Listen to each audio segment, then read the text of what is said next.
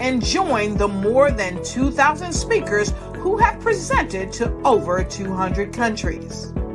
Join the Black Business Network streaming live into the Metaverse, STEM City, Black Multiverse Enterprises, Hulu, Amazon, YouTube, iHeartRadio, Apple, Facebook.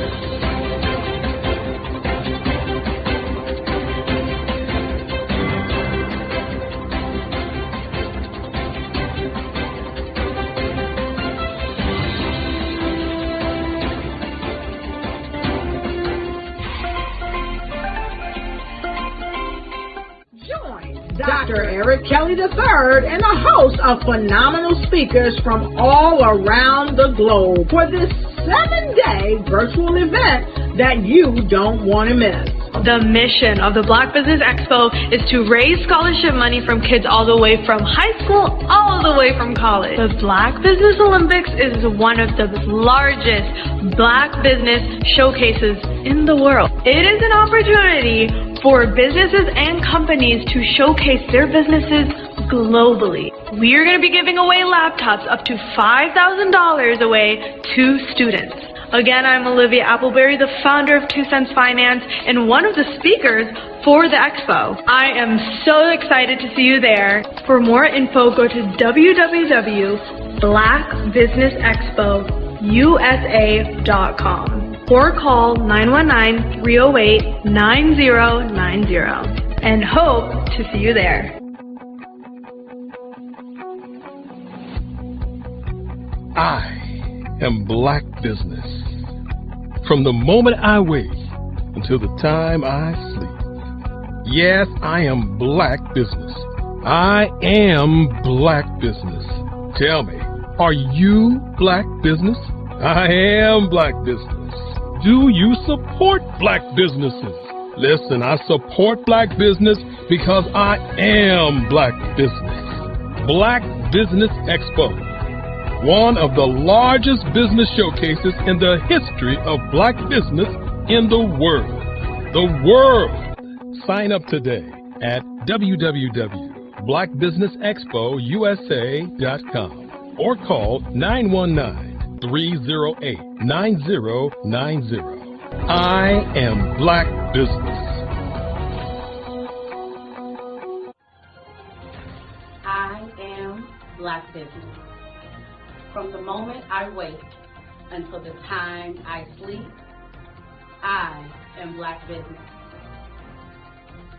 I am Black Business. Are you Black Business? I am Black Business. Do you support Black businesses? I support Black business because I am Black Business. Black Business Expo, one of the largest business showcases in the history of Black America in North Carolina. Join Dr. Eric Kelly III and a host of phenomenal speakers from all around the globe for this 7-day virtual event that you don't want to miss. The mission of the Black Business Expo is to raise scholarship money from kids all the way from high school, all the way from college. The Black Business Olympics is one of the largest Black business showcases in the world. It is an opportunity for businesses and companies to showcase their businesses globally. We are going to be giving away laptops up to $5,000 away to students. Again, I'm Olivia Appleberry, the founder of 2 Cents Finance and one of the speakers for the expo. I am so excited to see you there. For more info, go to www.blackbusinessexpousa.com or call 919-308-9090 and hope to see you there. I am Black Business. From the moment I wake until the time I sleep. Yes, I am Black Business. I am Black Business. Tell me, are you Black Business? I am Black Business. Do you support Black businesses? Listen, I support Black business because I am Black Business. Black Business Expo, one of the largest business showcases in the history of Black business in the world.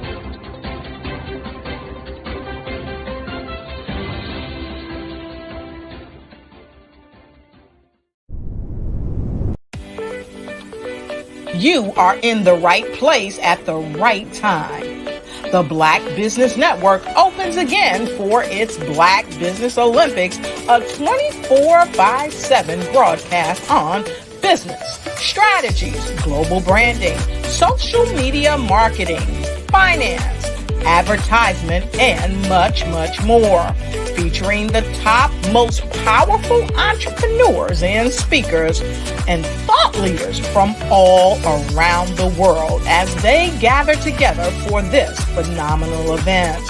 Join the Black Business Network streaming live into the metaverse, STEM City USA, Black Multiverse, Pod TV, Roku, Hulu, iHeartRadio, Apple TV, YouTube, TikTok, Instagram, Google Podcasts, Facebook, LinkedIn, IBM TV, Spotify, and Twitch. Tune in today and be a part of this amazing movement. The Black Business Olympics welcomes you.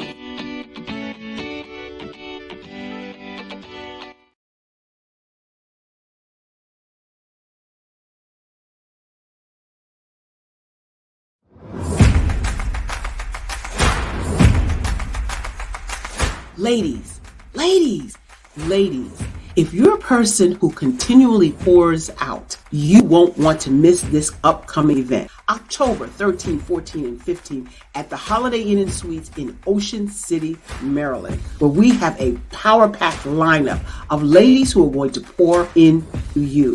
If you need to increase your impact, your influence, and your income, this is the event for you. Don't miss the power of sisterhood. These ladies coming from around the world to network and connect with you.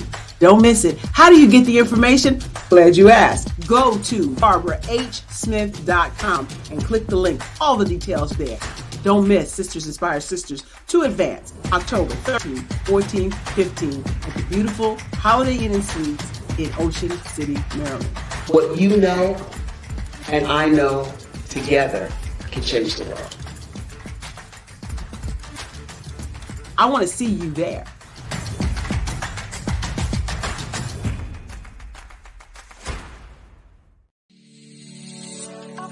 Did you know that our black dollar only lasts for 6 hours in our community?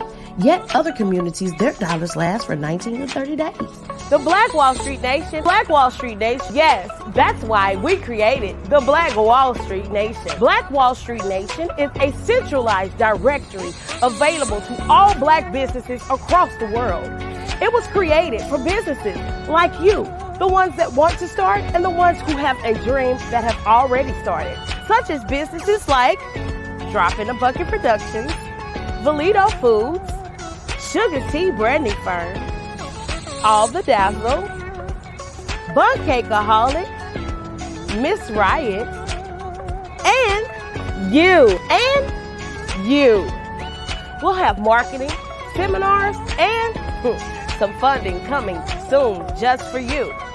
So, we want you to come and join us. www.blackwallstreetnation.com. See you there.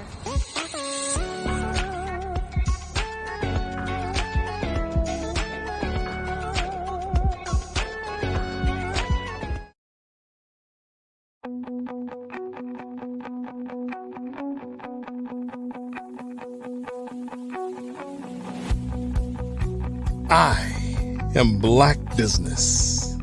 From the moment I wake until the time I sleep. Yes, I am Black Business.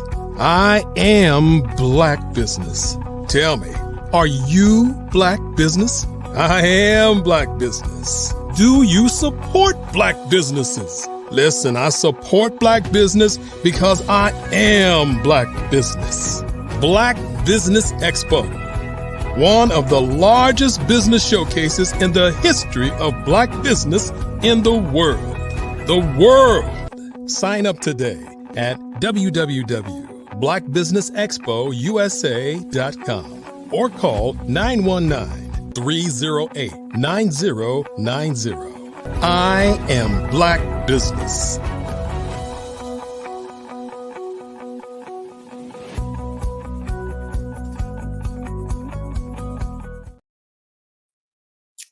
Good afternoon, business owners, entrepreneurs, thought leaders, and corporations. Welcome to Black Business Network. My name is Spiritual Teak, and I'm your Black Business moderator for this afternoon on Black Business Network. The Black Business Network is a 24-hour business network showcasing Black businesses, Black owners, entrepreneurs, thought leaders around the world. We have speakers from North Carolina, London, Singapore, Africa, Japan, and cities all over the United States. The Black Business Network is a global community sharing its business knowledge to empower, inspire, and educate businesses about businesses. I am pleased to present to you your next keynote address speaker, Ms. Kat Corchado.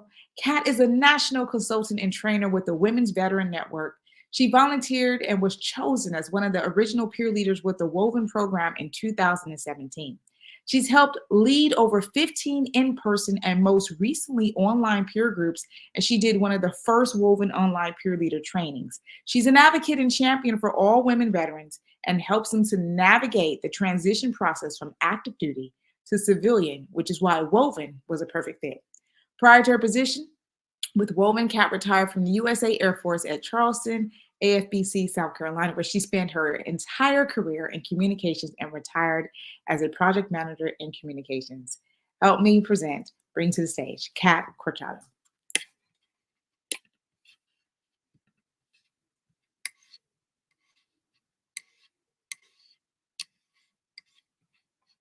Are we there? Oh, there you are. I'm here.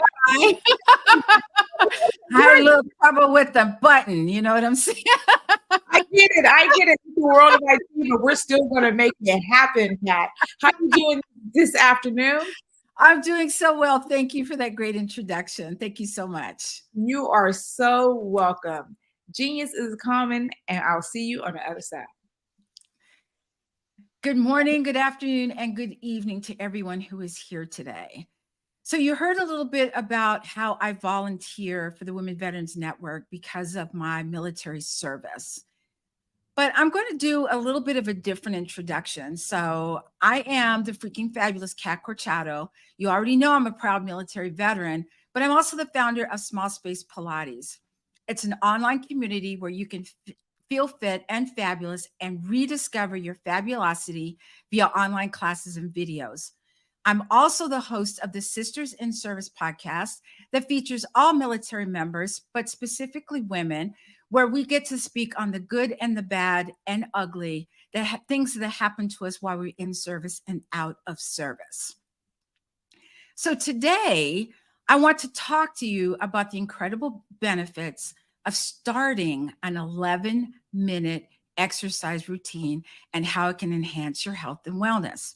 I know, 11 minutes, right? But I also want to tell you my fitness journey first. My fitness career started in the military. As a single mother, I needed some extra money to make it to the next pay period because contrary to popular belief, we don't get paid a whole lot of money. At each duty station, I would always find a fitness facility off the base, even though there was a gym on base. It was in 1984 that I was asked to take over a fitness class. Why me? I'm still not sure, but I do know I was the fitness geek who was always at the left or right of the instructor, in the front row, doing the moves just like the instructor. Yeah, I was that person. I have been privy to every fitness trend since then, including high and low impact aerobics and everything in between. I, of course, naturally progressed to personal training, but soon realized that personal trainers were a dime a dozen.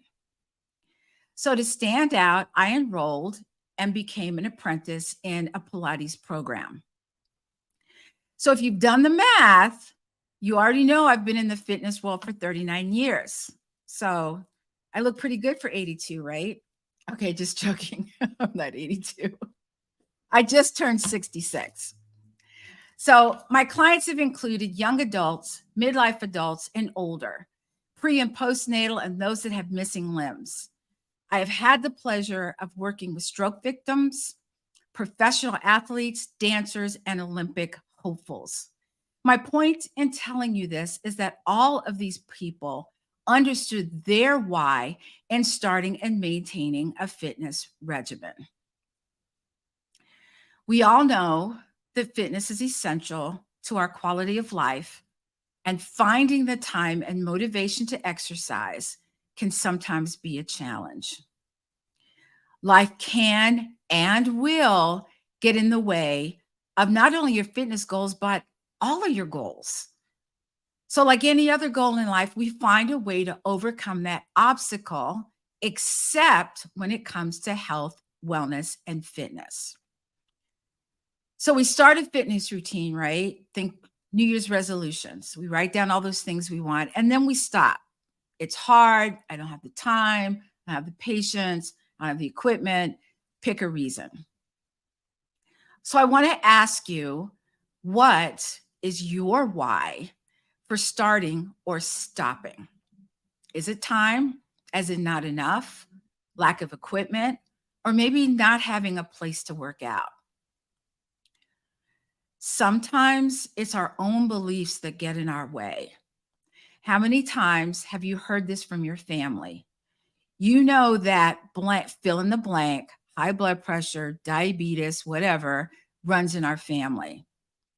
So you start mentally to believe that this indeed will happen to you, right? What if I told you that your mindset, along with your health and wellness, could, in a lot of cases, delay or offset that preconceived condition? Now, having and maintaining a fitness routine can't and won't fix major illnesses. I'm not even going to go there. But things like diabetes, type 2, high blood pressure, etc., absolutely big fat yes. I had a conversation with a gentleman once who told me, why should I bother? I'm just going to die anyway. I pushed back a little by saying this.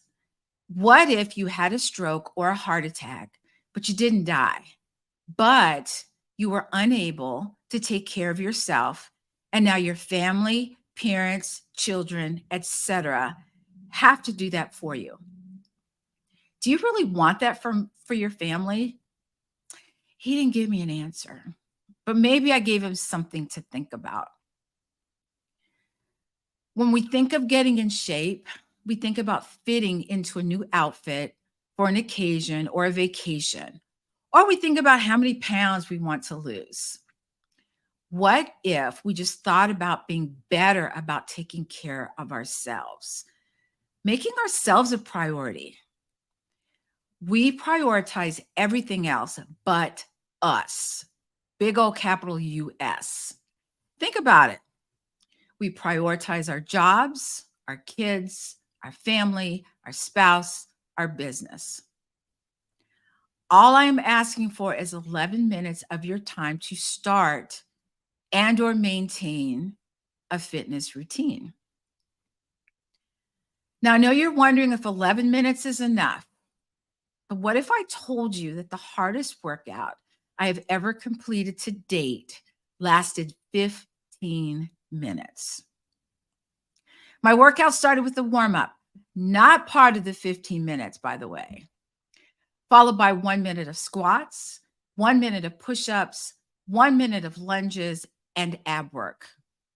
1 minute rest, rinse, and repeat. Try it. I dare you.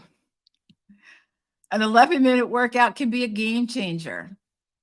First and foremost, let's discuss how starting an 11-minute exercise routine can enhance your health. We all know that regular physical activity has been proven to reduce the risk of chronic diseases such as heart disease, diabetes, and certain types of cancer. By dedicating just 11 minutes of your time to exercise, you can significantly improve your cardiovascular health, strengthen your muscles, and boost your immune system. Now, I know everyone who's listening has 11 minutes, right? Now, let's tackle the other excuse, not knowing what to do exercise-wise or what is appropriate for your body. So this is where a personal trainer or online classes come into play. Rather than guessing about what you need exercise-wise, is time-consuming. It can lead you down the wrong path. Think of all the fitness things that have happened, and you tried it, it worked for a week or maybe not, and you just either gave it away or gave it to Goodwill or something happened with it. It's in a garage somewhere.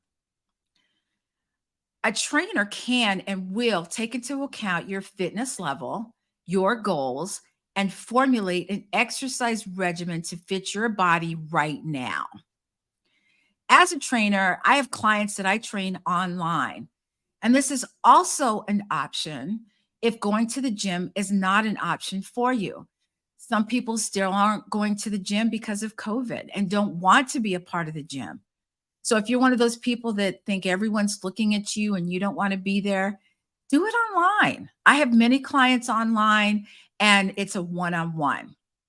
But if you're not into one-on-one, there are also many class formats online. The best way to know is to try.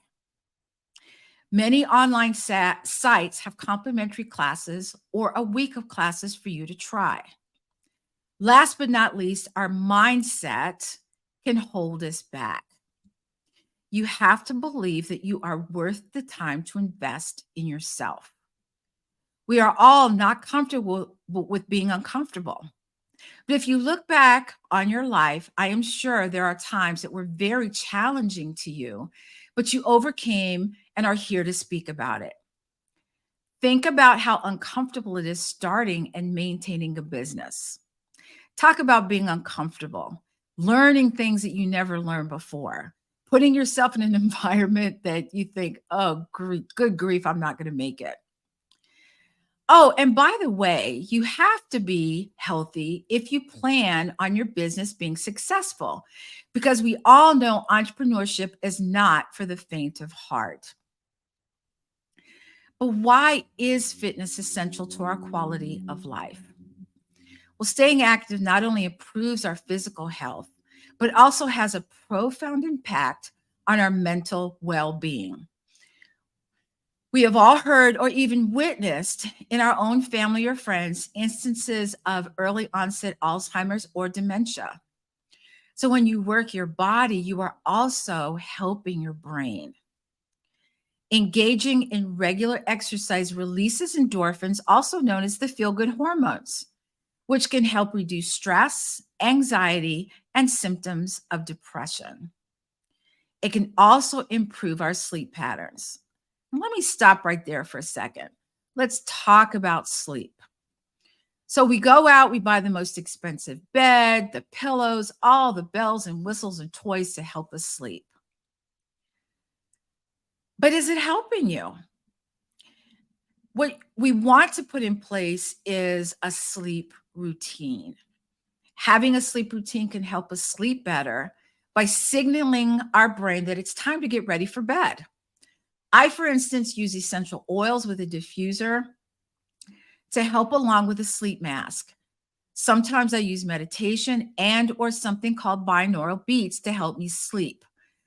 Binaural beats work with your brain waves to increase your ability to go and to stay asleep.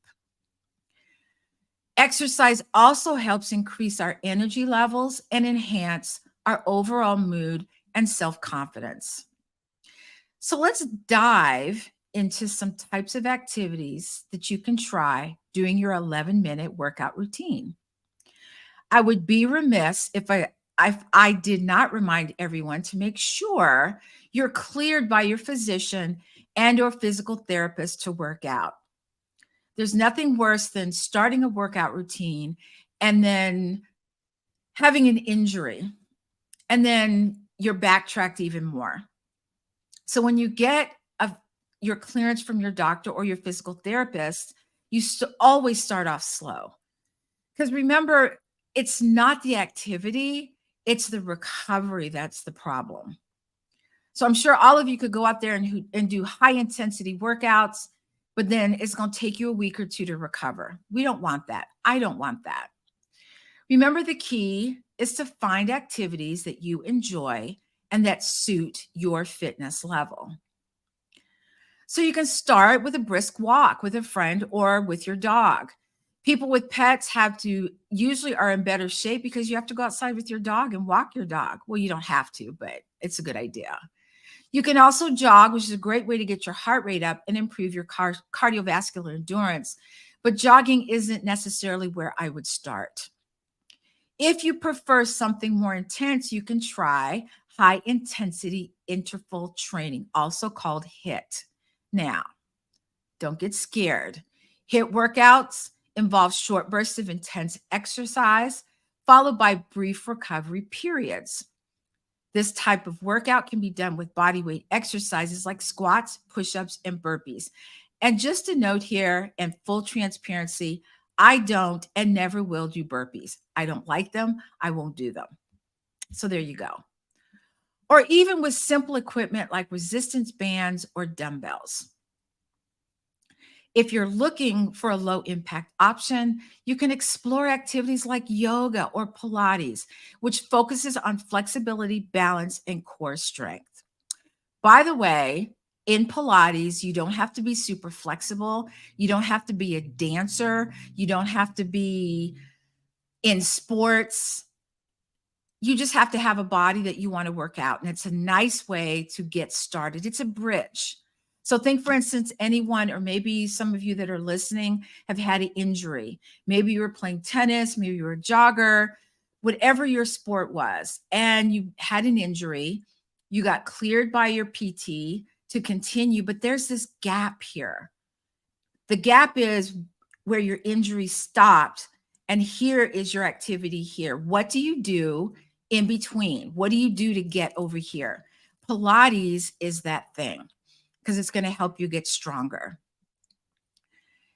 So these exercises can help improve your posture, increase your range of motion, and promote relaxation and mindfulness. Additionally, if you enjoy dancing, try a quick dance routine or even join a virtual dance class. Dancing not only burns calories, but also allows you to express yourself creatively and have fun while exercising. If you're an entrepreneur, you already know that we sit a lot. I had a supervisor tell me when I was active duty that sitting too long makes you stupid. But think about it. What is the longest time you have been sitting? 1 hour, 2 or 3, back-to-back meetings? How does your body feel? And even more important, how's your brain functioning? So if you've been doing back-to-back meetings and someone calls you and says, hey, give us some information about whatever, how clearly can you think? Can you think of something? That's a sign that your body's been sitting way too long. Or maybe another sign is this: your body starts to hurt. Do you ever shift in your chair side to side? You're leaning forward, leaning back, trying to find a comfortable position. So what if you just took a short dance break in between meetings? Put on your favorite playlist and go for it. I can tell you that I have put this 11-minute workout into play, especially when I have back-to-back meetings with a short break in between. I live in a condo that has very long hallways, and you can bet that I make use of those hallways, walking up and down for 11 minutes, trying to get in as many steps as I can and as fast as I can with good and proper form. Starting an 11-minute exercise routine can have a tremendous impact on your health and wellness. So by dedicating a small portion of your day to physical activity, remember 11 minutes, you can enhance your cardiovascular health, boost your mental well-being, and improve your overall quality of life. And so remember to choose activities that you enjoy and that suit your fitness level right now. And most importantly, have fun while staying active. It doesn't matter what you do. If you're not having a good time doing it, why? So find something that you like to do. Now let's talk about the detrimental effects of not working out on our bodies. In our fast-paced modern lives, it's easy to neglect our physical well-being and prioritize other aspects of our lives. It's easy to just say, I'm supposed to work out today, but I'd rather go have drinks with friends. I'd rather go to the movies. I'd rather do whatever. The consequences of not engaging in regular physical activity can be severe and far-reaching. First and foremost, not working out can lead to weight gain and obesity. And when we don't exercise, our bodies don't burn as many calories, and any excess energy is stored as fat. Yeah, chew on that for a minute. Here's a fun fact. Did you know that after the age of 30, you can lose 3 to 8% of your muscle mass? Like, yeah, whatever. Doesn't seem like much. But if you consider that about half of our body is made up of muscle, then that number seems quite large. If you think about it, muscle mass helps our metabolism, which also helps us burn calories, lose weight, lose all of that. So all of this ties in. Over time, this can lead to a significant increase in body weight, which in turn puts us at a higher risk for a myriad of health problems, including, like I said before, heart disease, diabetes, and joint issues. So I'm going to pause here because one of the reasons that I started working out was I was an athlete, and after high school, there really wasn't anything else to do. I did play sports in the military. The one thing I do remember is my mother hated sports and she did not work out at all. And I saw my mother yo-yo up and down weight-wise. She would lose weight, she would gain weight. And even at my very best, when I tried to get her to exercise, and I have bought her, okay, I'm going to go back, y'all, CDs. Remember those? I bought her a walking program on a CD for Christmas. And about a month later, I called her and asked her how it was going. And she said she hurt her knee, walking indoors, mind you. And so watching my mother, I knew what I didn't want health-wise.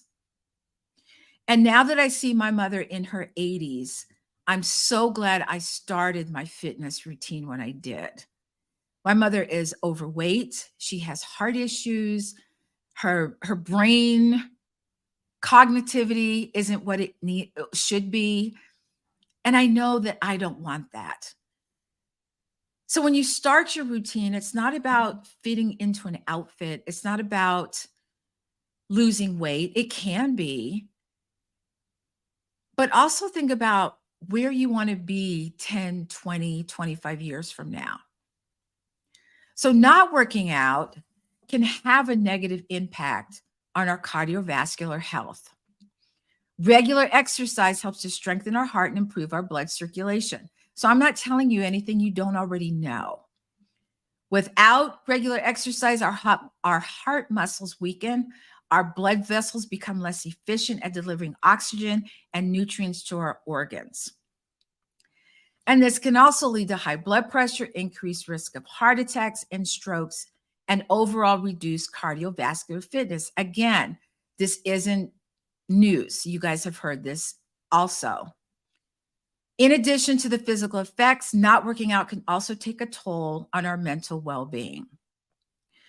Not working out can lead to a decline in muscle strength and flexibility.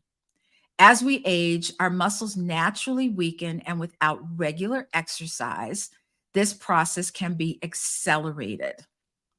Weak muscles can make everyday tasks more challenging and increase the risks of falls and injuries. So think about getting up out of a chair. You get up, you get down, you take it for granted. What if you couldn't? And by the way, how many of you, when you do get up out of a chair, use your hands to help you up instead of using your legs? I just thought I'd toss that out there. Lack of exercise can cause our joints to become stiff and less mobile, leading to decreased range of motion and increased discomfort. So as we get older, we tend to think of our knees popping and creaking, or we get up in the morning, our back doesn't feel exactly the way it should. And we say, oh, I'm getting older. Are you? I mean, we are. As we sit here, we're getting older, but are you really going to put it on the fact that you're getting older? Or are you going to put it on the fact that maybe you're not moving as much as you should? So how well will you be able to move in the next 10 to 20 years? It's something to think about. Maybe you want to get on the floor and play with your grandkids. How many of you can get on the floor now and get up off the floor? So the getting down isn't the problem, it's the getting up. Physical activity is not only essential for our physical health, but for our social well-being. Engaging in fitness activities allows us to connect with others. We all need connection. Think about COVID, when we couldn't exchange ideas person to person, and we all got Zoom fatigue, or maybe we still have Zoom fatigue. But it helps build relationships. It helps to foster a sense of community. It provides us with a sense of accomplishment and boosts our self-esteem. Now, when you start working out, nothing is perfect. As my business coach tells me, messy is beautiful. Start messy. It can be one exercise a day and you add on. You're trying to increase your upper body strength and you don't have weights, do push-ups against the wall. I know. You think it's not a big deal. Try it. I will tell you right now that it's a little bit harder than you think. Start small and work your way up from there. But after your workout, no matter how hard your workout is, you get this sense of, whoa, I did it. And then you carry that energy, that boost of energy, that sense of accomplishment and self-esteem into everything else in your life.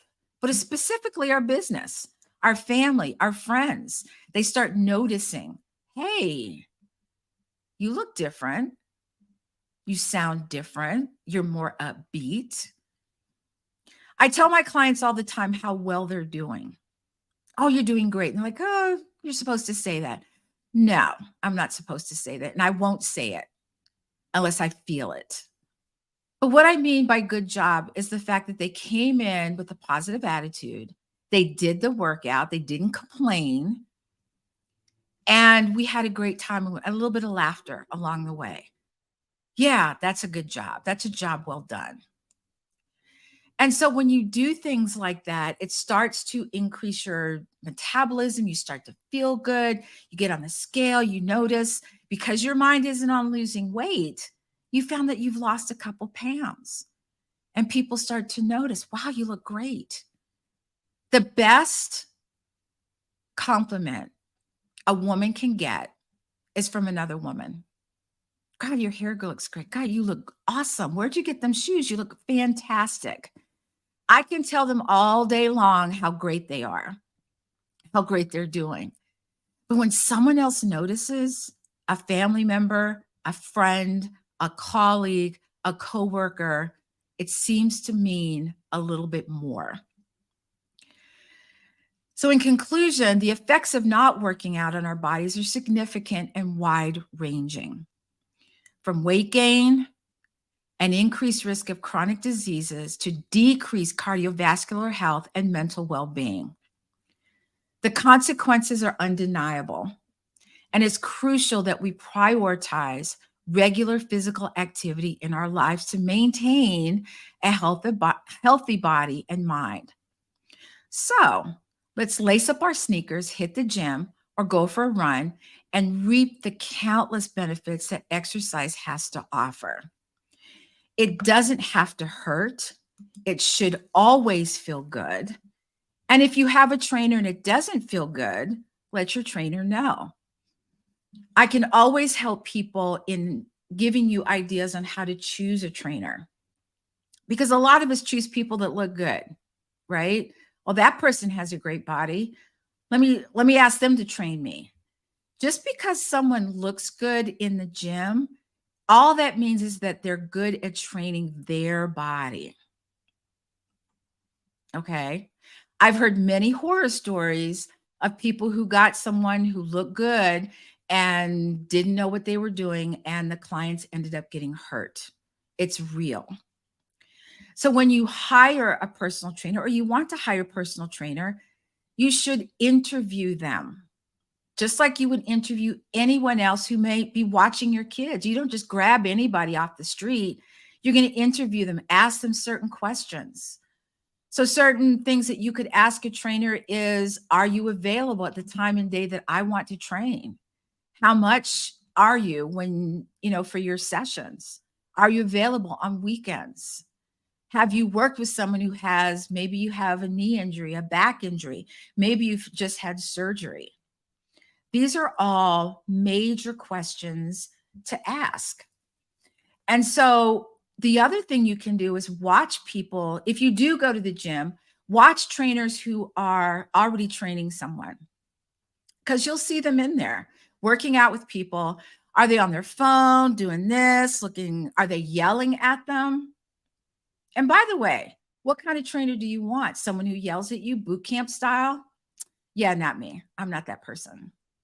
Or do you want someone who's going to talk to you and be your coach and encourage you to be better, but also encourage you in a way that makes you feel like you've made accomplishments, that you're making strides?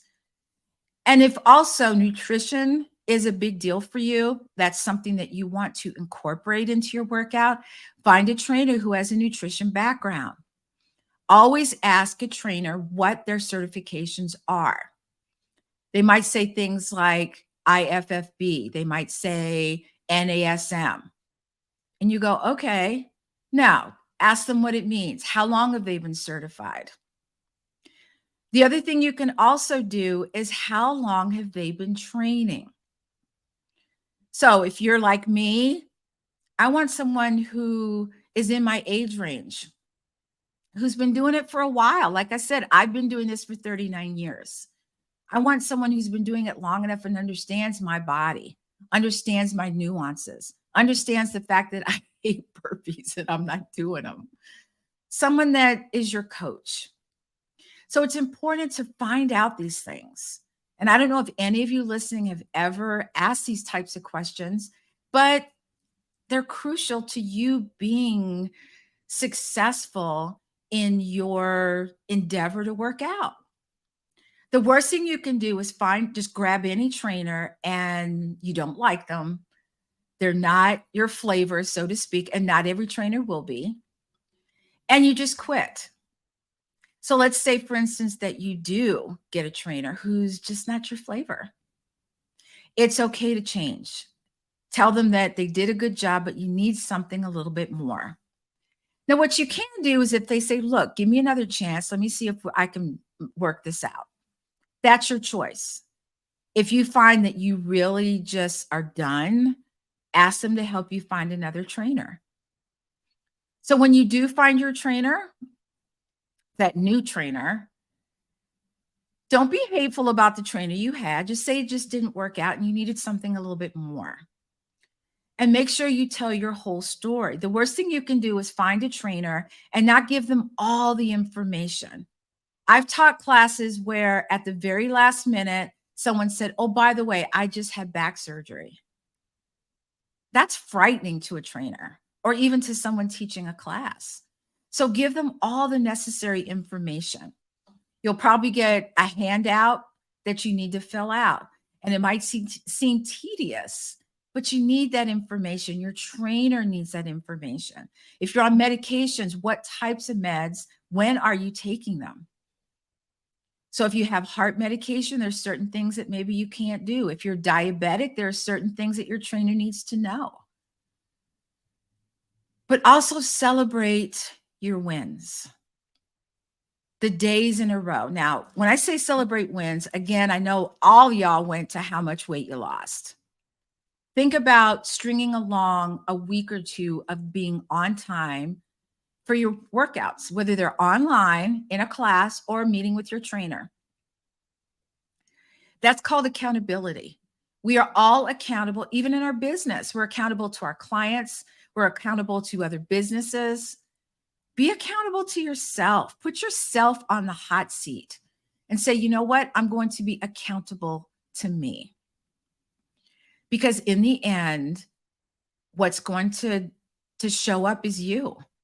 People are going to say, wow, you look amazing. How long have you been working out? Which brings to mind, I don't know if you've ever seen this woman on social media. She started working out in her, when I say working out, probably weights. She was doing weight training and cardio at around 70. And if I tell you this woman, as of today, has an 8-pack abs, oh yeah. So every time I think of, I don't want to work out, and yes, it does happen to me too, I just say, you know what? I'm going to do 10 minutes. And here's the reason for that. If you're truly tired, you cannot do 10 minutes of anything. Walking, weight training, whatever. You're just going to, all you can think about is going to bed. Whatever you're doing, stop it and just rest. But you know what happens 95% of the time is that you end up feeling better. You start to clear that cloud in your head. And it's almost like your brain has been revved up, like it just got some juice. And you're ready to go again. So a lot of times when you say you're tired, you don't know if you're physically tired or mentally tired. And the only way to know is to actually start walking, start working out. And if you're truly tired, your body will let you know.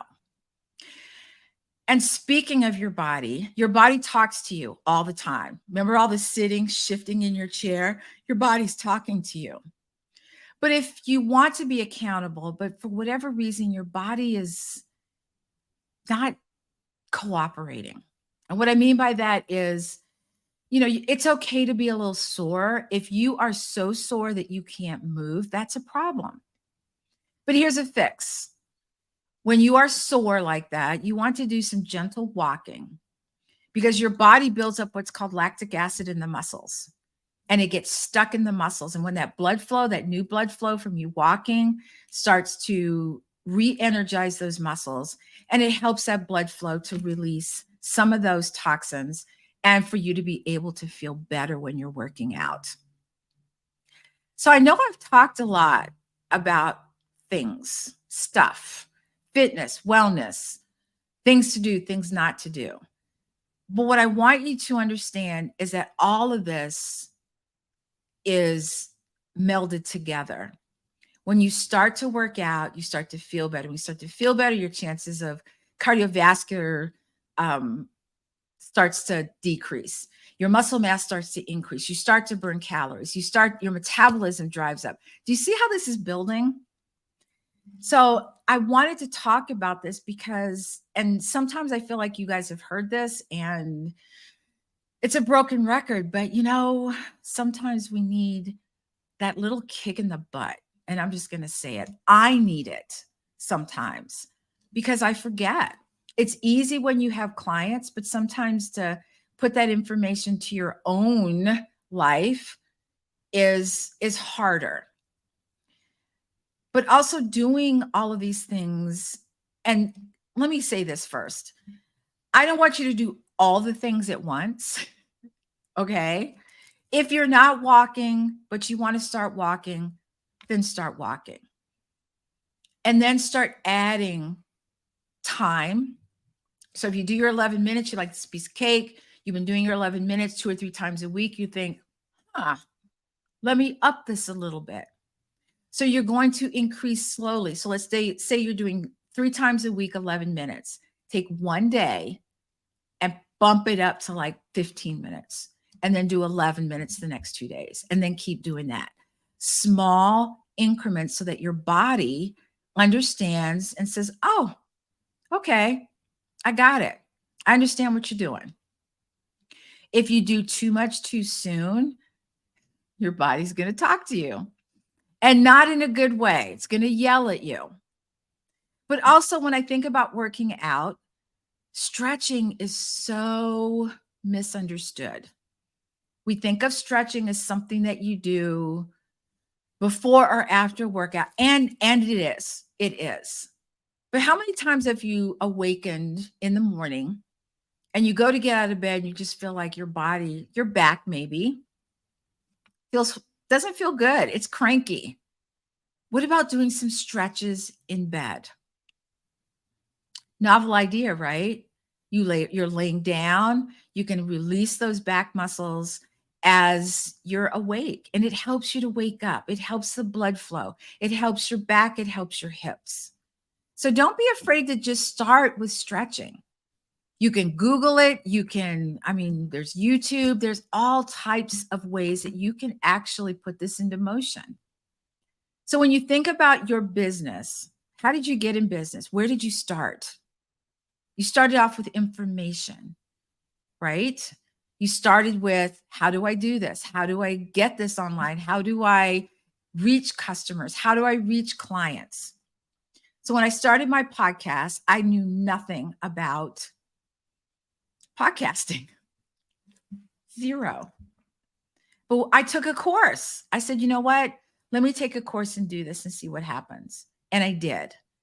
And I will be celebrating 3 years of my podcast in October. But it takes time. It takes patience. It takes continuity of keeping to do it. So let's say, for instance, you start your new workout. You've been working out for a month, 2 months, 3 months, and life happens. And what happens usually is that, depending on the life thing, what it is, because some of them are pretty heavy. Like, I had my mom come live with me for like 2 months. I didn't work out for 2 months. True story. But when it's over, we forget. We think, oh, now I have to start over. Don't think that way. Your body has what's called muscle memory. So when you start back, your body says, oh, wow, I remember that. And you start again. So never think of it as starting over. Think of it as a continuation. Because starting over is never going to be that hard ever again. And the better you get at it, the more you want to do, the more curious you get. What about this? This is new. Let me try this. Maybe you start walking and then you start running and then you start doing races. It's wide open of all those things that you want to do and that you can do. You just have to take it slow, and you have to make sure that your body's ready for it. So I will tell you this little tidbit real quick. I had a client who wanted me to teach her how to run. I'm not sure. I was like, okay. So we did a whole lot of walking and a little bit of running. And then pretty soon it was a little bit more running and less walking. And then pretty soon it was more running. I actually did my first half marathon, first and only, by the way, half marathon, and I finished. So take it slow. I hope that you got some tidbits out of this. I hope it helps. If not, let me know. I'll be more than happy to answer any questions you might have. And I think my time's up. Miss Kat, first of all, you are motivation. Okay. Thank you so much for everything that you just shared. I think you're an inspiration just listening to you, but you said 60 something. I said, what? No. Right. So that's an inspiration. Yeah. That just, you are a testimony of everything that you were saying. And I enjoyed everything that you shared today on Black Business Network. Thank you so much. So you are coaching. So I wanted to ask you, how do people reach you? What is the best avenue for the ones who are watching, the ones who would catch the replay? What's the best avenue to reach you? Well, you can actually email me which is the easiest way. It's catc24@gmail.com. And just mention that you saw me here and that you have questions, and we can either do, a Zoom one-on-one or a phone call. And we can just, I can try to help any way I can. One of my mantras is fit together, stronger forever. Oh, I love that. And it's, I truly believe that we have the right to feel good in our bodies. I absolutely love that. I love that. I love that. I love that. Can you just repeat your email one more time for us? Yes, it's Cat, C-A-T, the letter C, the number 24@gmail.com. Perfect. Thank you so much, Kat. We must see you again. Have a beautiful day. All right. You too. Thank you for inviting me again. Bye, everybody. Genius is coming. I'll see you on the other side. The Black Business Expo mission is to raise funds for high school seniors going to college or K-12 entrepreneurs. This expo is a fundraiser for students. You may go to www.blackbusinessexpousa.com to donate to the scholarship fund, or use the Cash App that's on the screen below that says $BBXUSA. Our goal is to give laptops and up to $5,000 to 10 students, and students can register online at www.blackbusinessexpousa.com. Every dollar counts, so we want to remind you to donate to the scholarship fund. We want to thank our Black Business Expo USA sponsors, NC100, Moody Capital Partners, Suede Soul, Lotus Ritchie Coaching and Training, Caroline, Virginia Minority Supplier Development Council, Step Management, BHS and Associates, Margie McLean Foundation Incorporated, Genius is Common, Earth Essentials, Mullane Shaney Global, Executive Women Success Institute, The Quality Coaching Company, Superwoman Business Services, Creative Force Studios, Lee Entertainment, Artist App Design, Black Business Expo USA. Genius is coming, and I'll see you on the other side. I'm Ramon Ray, founder of Smart Hustle Magazine and smallbiztechnology.com.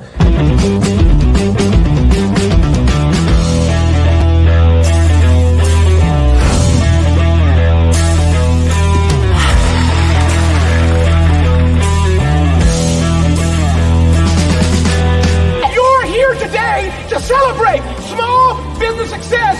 Stand up on your feet. You rocked the house. It was amazing. Didn't we learn?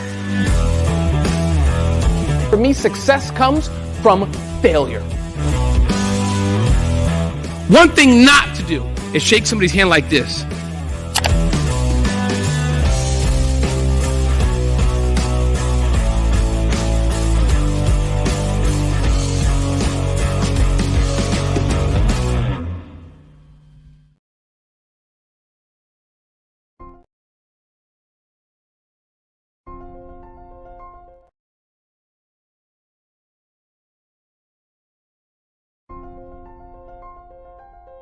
What if you could build your own city? A place where every child can find nurturing people to help them achieve their full potential. A place where every adult can access job training support. Where health education is abundant. Where social justice ruled the land. A place without limitations. Welcome. You have arrived at STEM City USA. It is what every city should be. A safe and trusted community where you find people and resources to help you become everything you are and beyond. STEM City is unlike anything you have ever experienced. It is a digital twin of the world around you, only better. STEM City is about energy and soul renewal. It is more than a digital world. You can almost feel the power of live cultural events, music, and theater. STEM City promises a better future for children with caring mentors and hands-on activities with dedicated tutors to support our youth. STEM City is your passport to a healthy lifestyle with weekly events addressing our community's many issues. STEM City is your financial well-being, with helpful information on wealth management, career advancement, job training, and so much more. STEM City is the community you deserve. It is the city where your dreams can come true. STEM City USA, a place in the sky that is accessible to all who reach for the stars.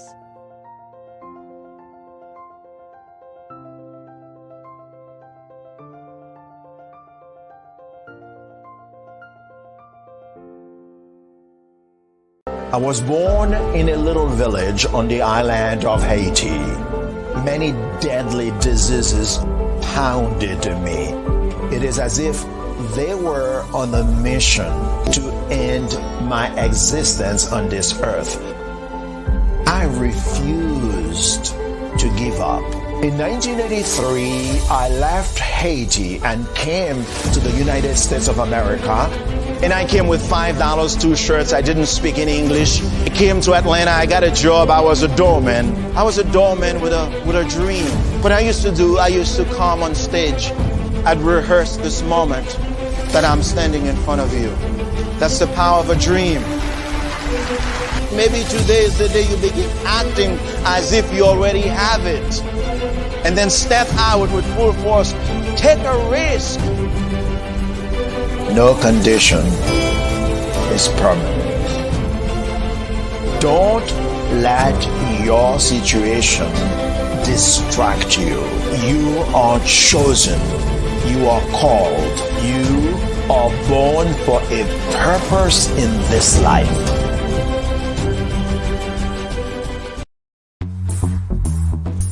Attention all entrepreneurs and companies. Are you looking for reliable and efficient virtual assistants and back office support to help you manage your business tasks? Look no further than Superwoman Business Services. Our team of virtual assistants provides a full range of administrative support services, including operations management, social media marketing, and much more. We also offer website design services to help you create a professional online presence that reflects your unique brand. In addition to administrative support and website design, we offer business development and structuring services to help you grow your business and achieve your goals. We'll work closely with you to identify areas of improvement and develop a customized plan to help you reach your full potential. At Superwoman Business Services, we understand that running a business can be overwhelming and time-consuming. That's why we're here to help you fly high and achieve success. Our virtual assistants are highly skilled, experienced, and dedicated to providing you with the support you need to thrive. Come fly with us and take your business to new heights. Let us help you become the superhero entrepreneur you are meant to be.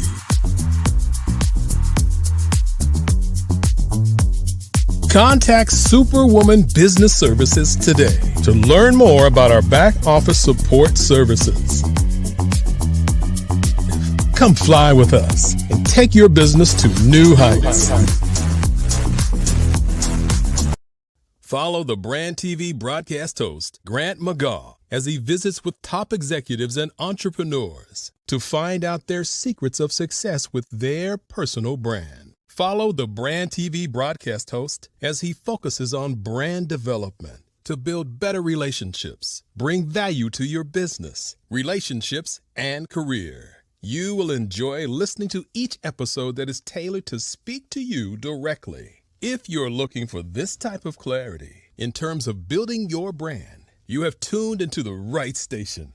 Each episode will help you to shape a conversation in the 5-star BDM network of 20,000 professionals and become a springboard for your corporate engagement and business opportunities. Each guest will frame their story in the areas of personal branding, business development, career development, financial empowerment, and technology innovation. Grant McGaugh explains why he is the CEO and owner of his own professional career. Grant is an accomplished business leader and entrepreneur. who wants to give back to individuals to grow their personal brand strategy. Tune in as he weaves his story about new possibilities, while to you exceed expectations. If you love storytelling, this show will make for fun.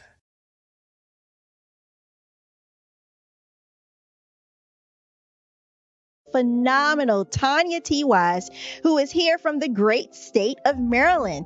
Tanya, welcome and thank you for being with us today. Can you indulge our audience a little bit and tell them just a little bit more about who you are and what it is that you do?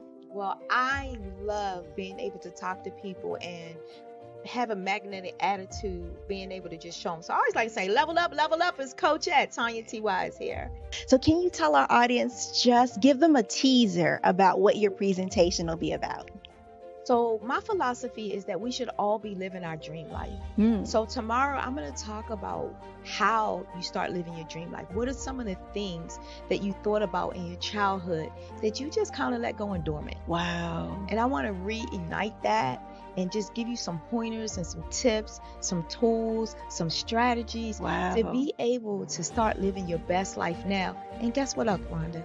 And leave an inheritance for your legacy. Oh my goodness. Okay, I know that's resonating with a lot of people. I've heard that you have a dynamic coaching program. Can you tell us a little bit more about that? Absolutely. So our coaching program help people that have the lack of time, that lack strategies, and lack the confidence to go after their dream life. So we help them implement tools, we help them implement strategies, as well as give them resources so that they can live their best life now and leave that inheritance. Wow. Oh, I love that. I love the leave the inheritance part. Listen, you are dropping some major nuggets, and I know a lot of what you're saying is resonating with a lot of people, but I think we're all curious. How did you even make this transition into the speaking and coaching arena? What's the story behind this? So I started out in finance, and I realized that a lot of people don't necessarily go after their dream life because of the lack of finances or the education behind finances. But it wasn't until I lost my firstborn, my only son, that life changed for me. And where I was going after it all, living the corporate life, hit my 6-figure income and living in my dream house with my dream man, driving my dream car. I nearly lost it all when I lost my son. And so I realized it only takes one financial catastrophe that can change your entire life. That's what made me start All New Beginnings. Because no matter what's going on in life, there's a new beginning. And because of that, we develop a program called Wise Minded. My little slogan is, don't just dream it, let's live it. If they want to connect with you or work with you, what is the best ways for them to be able to do that?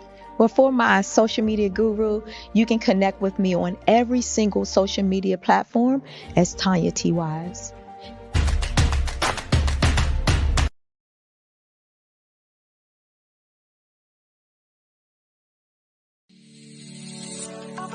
Did you know that our black dollar only lasts for 6 hours in our community?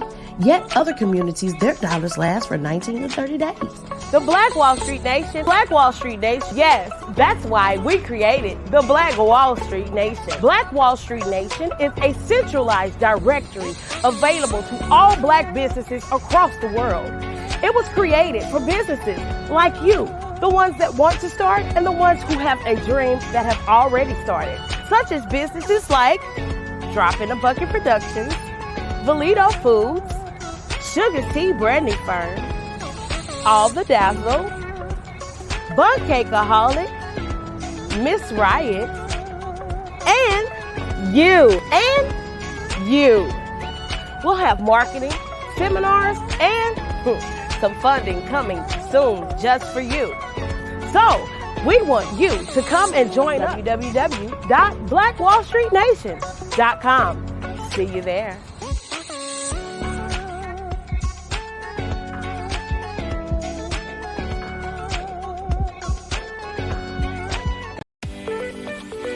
You are in the right place at the right time.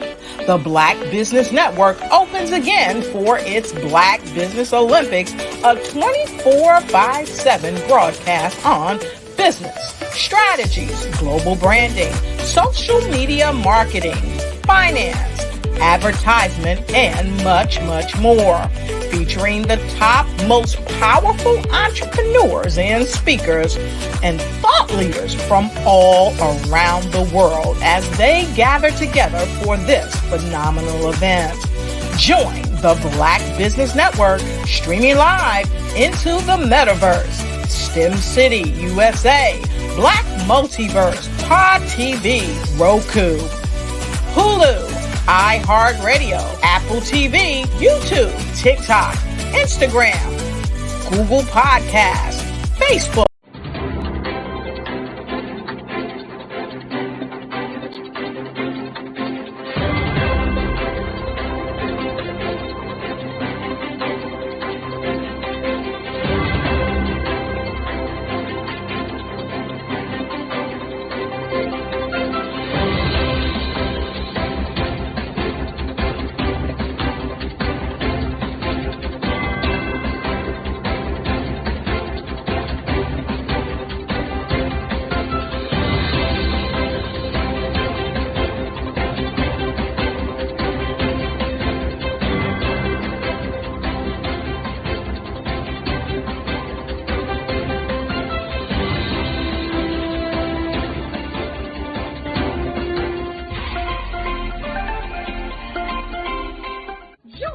Dr. Eric Kelly III and a host of phenomenal speakers from all around the globe for this 7-day virtual event that you don't want to miss. The mission of the Black Business Expo is to raise scholarship money from kids all the way from high school, all the way from college. The Black Business Olympics is one of the largest Black business showcases in the world. It is an opportunity for businesses and companies to showcase their businesses globally. We are going to be giving away laptops up to $5,000 away to students. Again, I'm Olivia Appleberry, the founder of 2 Cents Finance and one of the speakers for the expo. I am so excited to see you there. For more info, go to www.blackbusinessexpousa.com or call 919-308-9090 and hope to see you there. I am Black Business. From the moment I wake until the time I sleep. Yes, I am Black Business. I am Black Business. Tell me, are you Black Business? I am Black Business. Do you support Black businesses? Listen, I support Black business because I am Black Business. Black Business Expo, one of the largest business showcases in the history of Black business in the world. The world! Sign up today at www.blackbusinessexpousa.com or call 919-308-9090. I am Black Business. I am Black Business. From the moment I wake until the time I sleep, I am Black Business.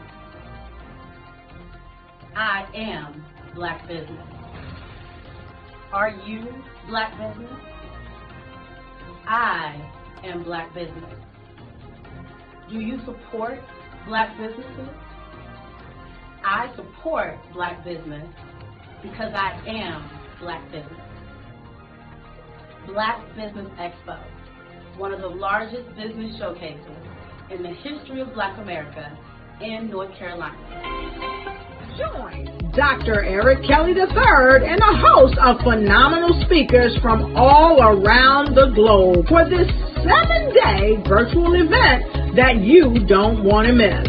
The mission of the Black Business Expo is to raise scholarship money from kids all the way from high school, all the way from college. The Black Business Olympics is one of the largest Black business showcases in the world. It is an opportunity for businesses and companies to showcase their businesses globally. We are going to be giving away laptops up to $5,000 away to students. Again, I'm Olivia Appleberry, the founder of 2 Cents Finance and one of the speakers for the expo. I am so excited to see you there. For more info, go to www.blackbusinessexpousa.com or call 919-308-9090 and hope to see you there. I am Black Business. From the moment I wake until the time I sleep. Yes, I am Black Business. I am Black Business. Tell me, are you Black Business? I am Black Business. Do you support Black businesses? Listen, I support Black business because I am Black Business. Black Business Expo, one of the largest business showcases in the history of Black business in the world.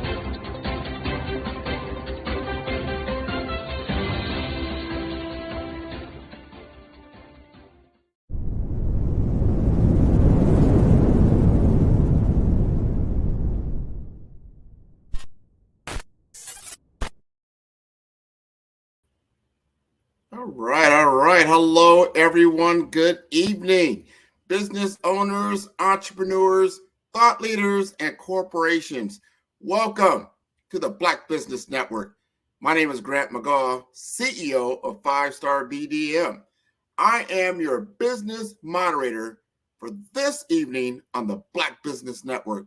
The Black Business Network is a 24-hour business network showcasing Black businesses, business owners, entrepreneurs, and thought leaders worldwide.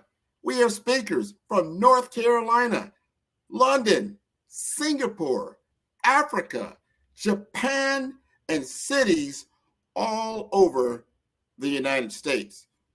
The Black Business Network is a global community sharing its business knowledge to empower, inspire, and educate businesses about business. Today, we are honored to have two stalwarts of the industry with us in cybersecurity. First, Dean Morgan, a seasoned expert in cybersecurity assessments, risk management, and SOX testing with a vast footprint across key financial sectors. And joining him is Dr. Weeks, a maestro in data privacy and security with hands-on experience interfacing with the European Union's regulatory powerhouses. Together, they bring over 4 decades of combined experience. Let's welcome Dean Morgan and Dr. Weeks to the stage.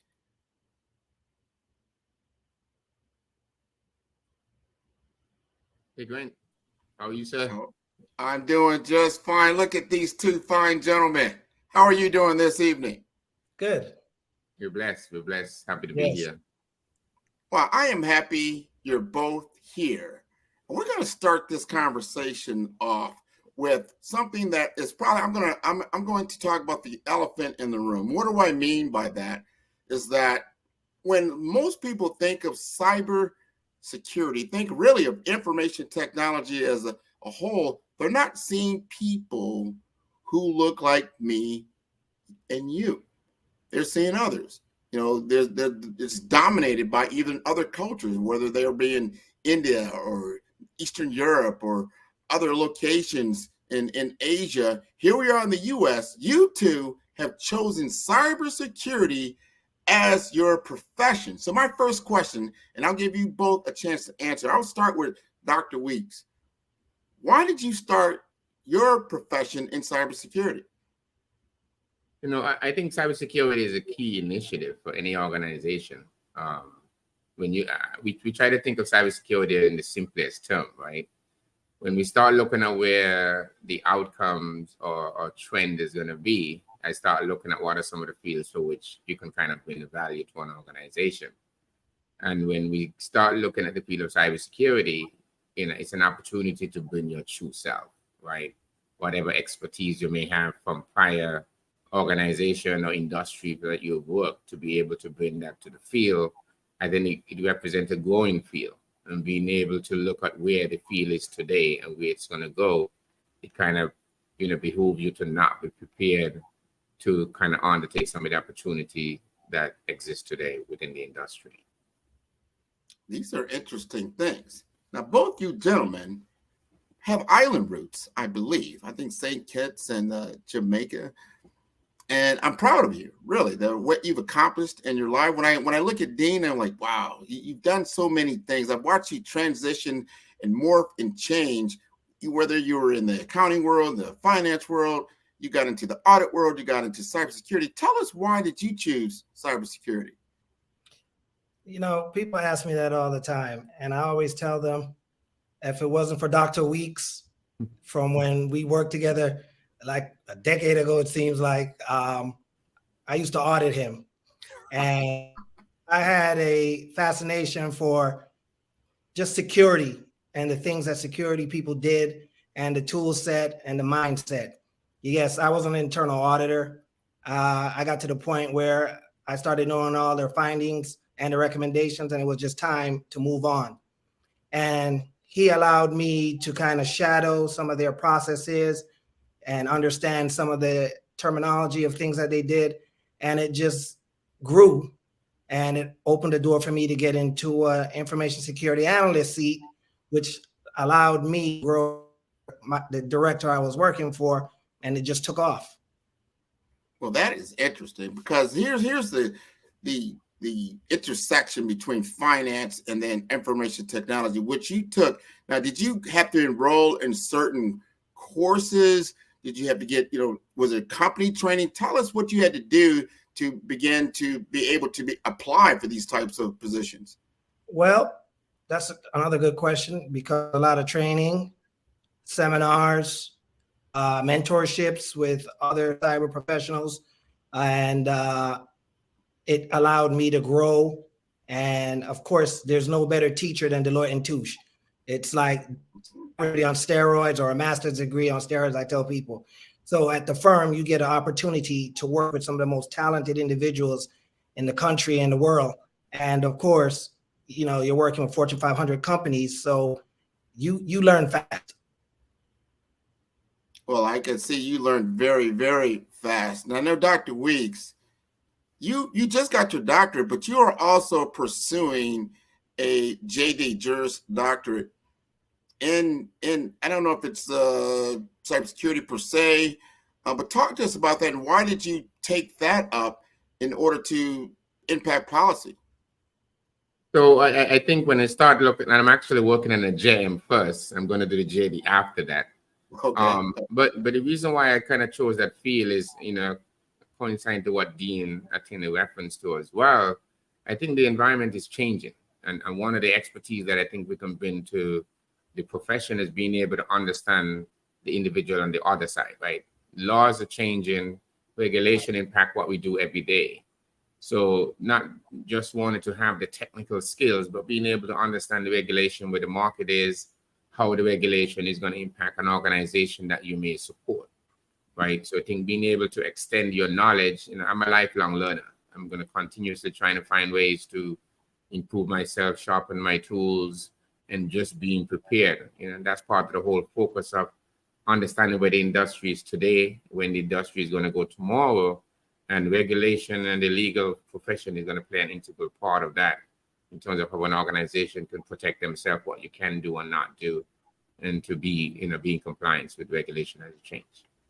These are interesting facts.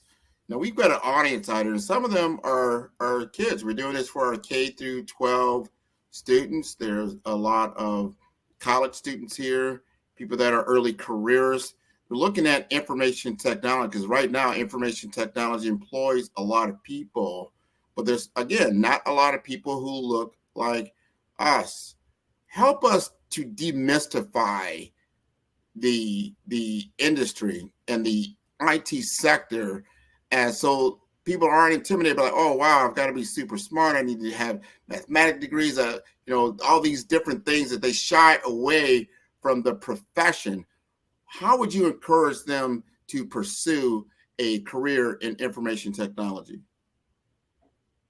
When a lot of this start by mentorship, and we've talked about that a couple of times. And in order to get invested in this field, you need to first start showing an interest, right? When I started my journey, one of the things that I was blessed with is to be able to get mentors. I think there is a specific mindset as it relates to what cybersecurity represents in the industry today. And we've spoken about this in the past when you start talking about, not having enough talent. I think one of the things we need to start addressing is the whole, what is cybersecurity at the baseline? And a fundamental understanding is that you have the ability to bring in that which you know. Like Dean said, he audited me before when our path crossed. But the benefit of that exchange is having an understanding of what Dean is expecting of me kind of prepared me for an audit, right? When an auditor come in to audit your organization, I may not do it on a day-to-day basis, but just having some fundamental understanding in terms of what Dean's expectation of me from an organizational level helps me. When we look at it more broader in terms of individuals who may have an interest in the market, it's just about being inquisitive, right? You may be that individual who like to take things apart and put it back together, or just understanding how things work. There is obviously not a misnomer that everybody's a hacker in cybersecurity.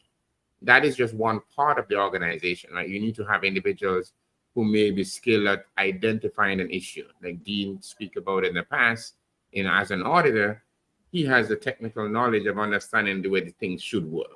So when he comes in and audit you as an organization or an entity, there's specific things that he's looking for. So if you come and say you're doing A, B, or C, he's going to ask you to prove it, right? And that's the strength of that side of cybersecurity and the ability to be able to identify that risk. And you need to be able to be in a position, from what Dean said, or as a person who's defending an audit, what is it that we're doing? Are we adhering to the things that we say we are? And can we prove it, right?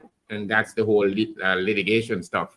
As a lawyer, lawyers are very mindful when they use specific words, right? So specific words mean specific things.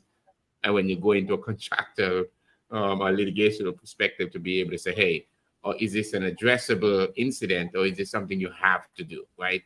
So then you go back to regulation and say, well, as per regulation, this is not something that you have to do, but it's something that's addressable. So there's a distinction in terms of some of the legal jargon that comes into play, and getting into the field. I think if you have a broad perspective in terms of, taking a mindset of what you're doing now, what is it you're doing in your specific career? What are your strengths, right?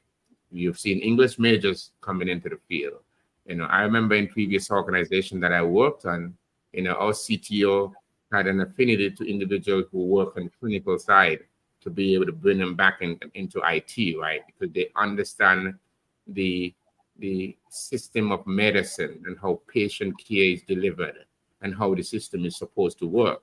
So now when you peel back the system for those individuals, they're already starting half of the race, 50 yards down the line, right? Because they fundamentally understand patient care, the delivery process, and how that would tie. Now they're trying to come and understand my world on the technical side of how the system is now architected and set up. That's what makes those individual assets when they're ready to transition over into electronic medical records and being able to safeguard those kind of environments.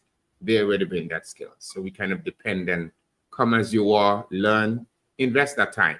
If you want to get into the field, who are the top 10 minds within the field?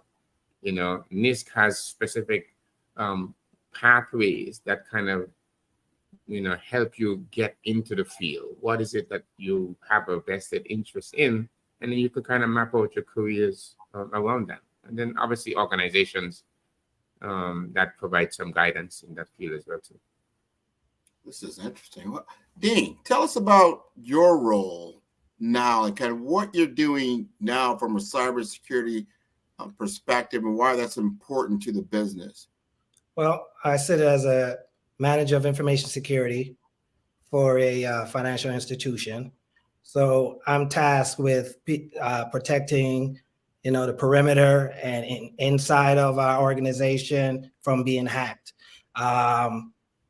Hacking is real. Phishing is real. All these things are real.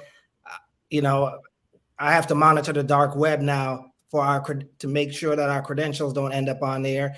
And unfortunately, they do. Domains. People pop up domain names every day. And unless you have an official page, it's very hard to keep up with taking down those unofficial pages.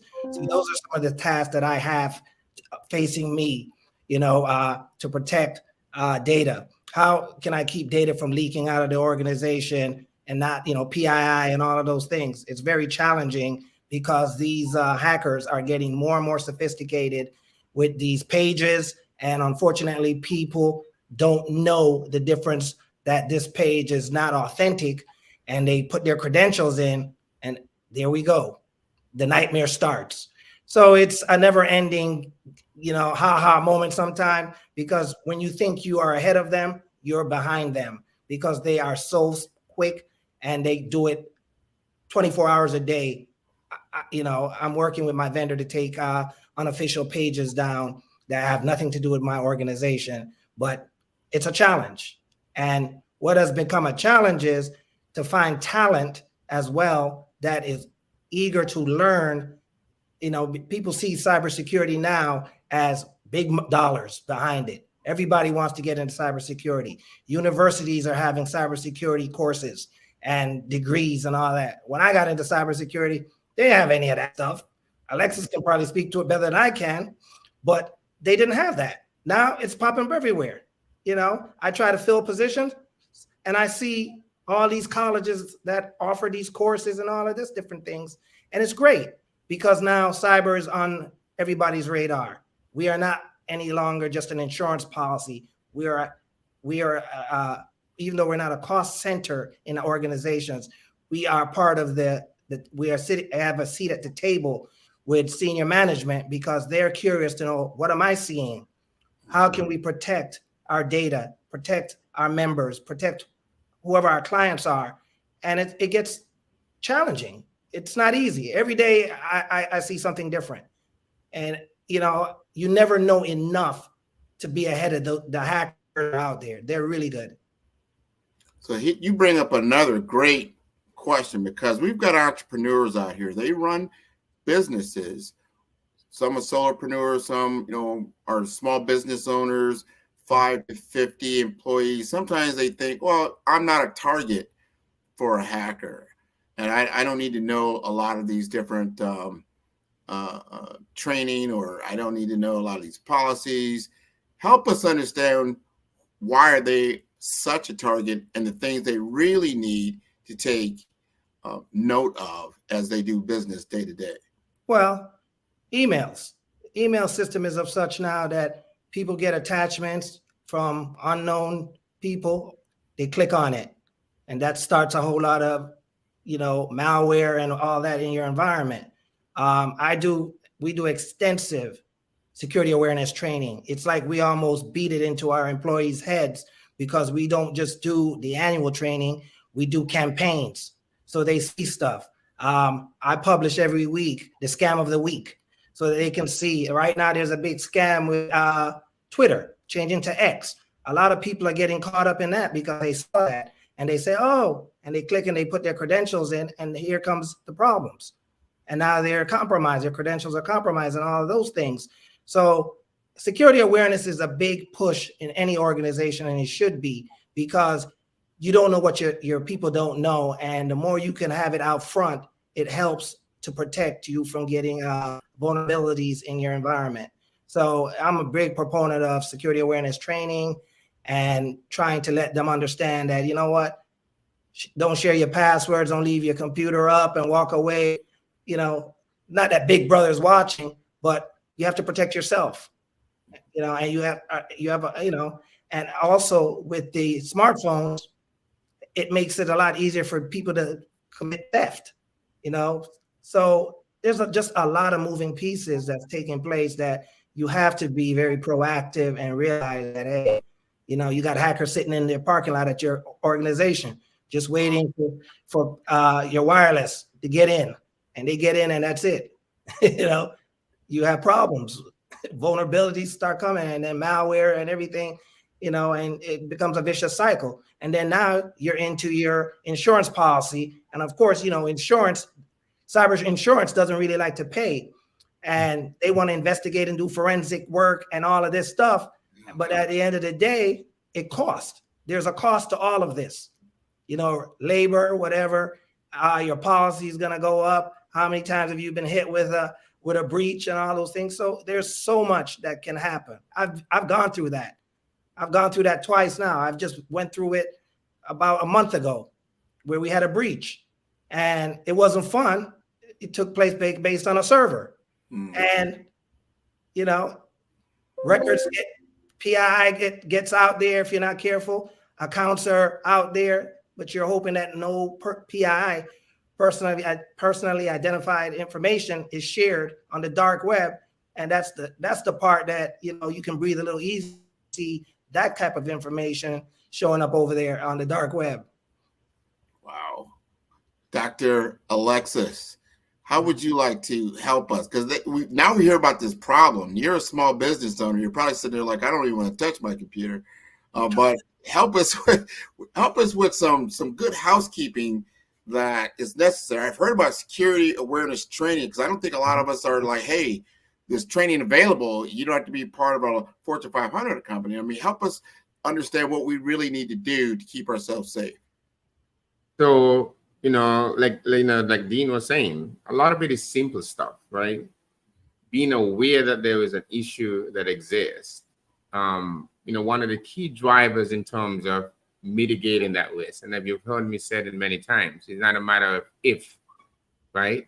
It's a matter of when, right? As an organization, you will have an event, and most organizations are not even aware that they could be having an event as we speak right now, because the adversary have found a way to kind of cover their tracks, right? Having come in, done recon, understand where your information is. Second, the next thing that could address that is you knowing what you have. Dean talked about PII information ending up on the dark web. Some organizations don't even know where the PII exists within the firm, right? And as a small entity, the risk is much harder for you, because having a cybersecurity incident as a smaller firm, well, number one, you lack the resources to be able to address it. Many organizations with a couple more zeros behind their annual report and earnings experience cybersecurity events annually, every day. So imagine a small organization that don't have those resources to be able to defend against those attacks, right?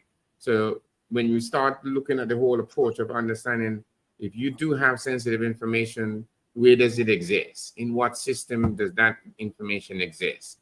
And then you start looking at it from a security and what controls around that system, who have access to that system, right? Is there a layer defense? We've talked about the approach of, how do you protect your diamonds, right? Your diamonds are in your room or in a vault that it's locked, or it's in the bank. There is multiple things or multiple ways or layers of defense that you would put in place to at least store that attempted incident. So as a small organization, you have to start looking at where resources exist. Like the SBAs, multiple nonprofit organizations have in the training, like the Dean speak about, a couple minutes ago. SBA have resources available for small businesses to be able to go online and understand what is a phish. What are the things to look for if you receive an email? And, my favorite is always, even if you get an email, it's still a trust and verify, right? If I'm expecting an email from Dean and it has an attachment, I may just call Dean and say, hey, what's the attachment that I'm receiving, right? From that perspective, even though I know and I may trust Dean, I have to always think, do I need to open that attachment, right? I pick up the phone, and if I'm talking to Dean and Dean didn't tell me that he just sent me an email, it's going to be strange, right? And I'll be like, hey, I just received an email from you. It's asking for such and such.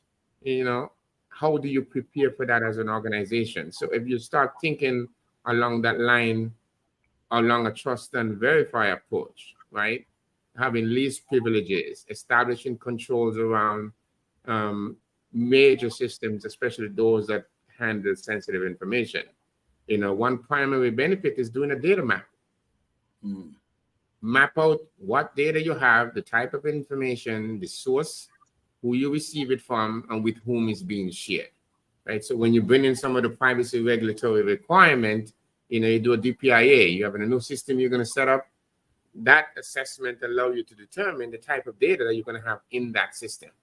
And then you can go back and set up, okay, what type of controls I'm going to be required? What a kind of auditing expectation when Dean comes in, right? So as an organization, very small, there is many nonprofit organizations that's out there that offer free training that's online. LinkedIn Academy, Udemy have stuff, multiple ways for organization to make that investment. And then there's a lot of government funding and grants, and CISA have things that may be specific to your organization. So if you're in financing, there's regulatory and basic information that's available for your organization. So even though you're small, because as an organization or as a country, the small business is the backbone of what we do, right? So not being able to defend against attack for those organizations, I've had a conversation with folks in the past who've just, as I would say, given away $500,000, right? Because somebody changed routing information on payment information that came into an email, right? So a simple thing for an organization that's very small, an organization making billions of dollars may miss $500,000, right? Yeah. But if you're making $1 million as your return for the annual turnover, that's a very big impact to your organization and the bottom line, right? That's individuals you can feed, that's services you can provide to your community. And if you're the breadwinner, imagine if you have to go and explain to somebody that lends you money, you were expecting this $1 million only for it to be given away and they're basic things, right? We didn't have a check in place to make sure that the person who's setting up the payment is actually speaking to that client or that consultant that's providing services to validate that this is your right checking and routing information. So basic things like those, it doesn't cost money to do those things, is what I'm saying, Grant, right? There's simple cybersecurity hygienes that an organization need to learn, need to practice. There's multiple standards and frameworks and best practices that are available for organization today. NIST has spent many years as an institution trying to put best practices out there for organization to find it. Many of them have to do with the federal government and protecting critical infrastructure within the Fed space, but those same best practices can be adapted for your small businesses. There's hardening requirements around if you're going to set up a new server, a database, going to do cloud services. You've heard me talk about it before, this notion of this click, next fatigue, right?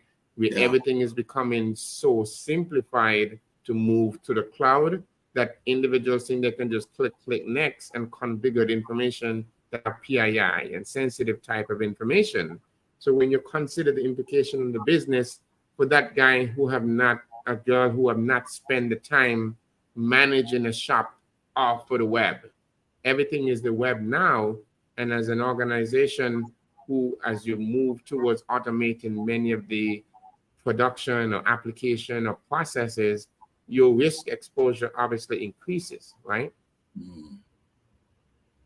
So we just got to be mindful of the simple things that, how would you protect it if it's my money? Well, it's nothing simple, but you just got to it because data is it is money.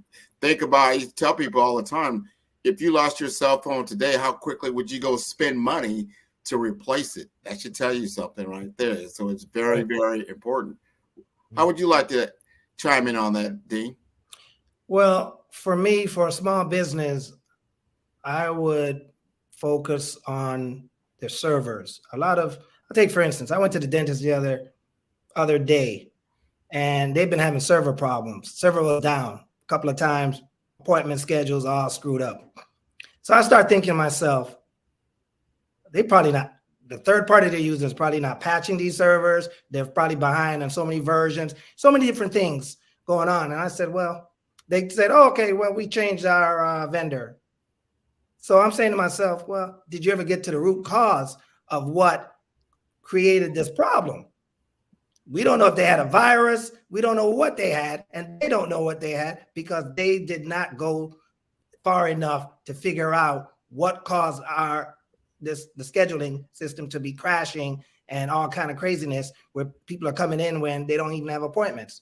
So just to get at that, a lot of small businesses don't pay enough attention to the third parties that they're using for IT services. They don't have a vested interest to make sure that the data, patient information is being kept secure. They just assume because they outsource this to a third party, the responsibility now falls on them. But in actuality, it still falls on that provider or whatever. So a lot of those things I see, and I see how people handle hard drives and different things like that. They change out equipment and they don't even think about, did they have it sanitized? Did they have it degaussed? Did they do any of the stuff or the DOD requirements? They just, bring me in a new hard drive, bring me in a new copier, bring me in whatever.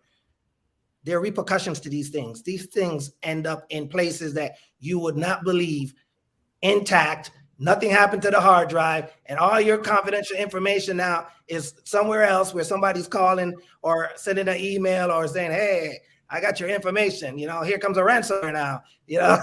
What do you want to do? Or a business. It happens all the time because some guy didn't pay attention to the detail. This is so important. You got to protect your data. I mean, think of how many thumb drives.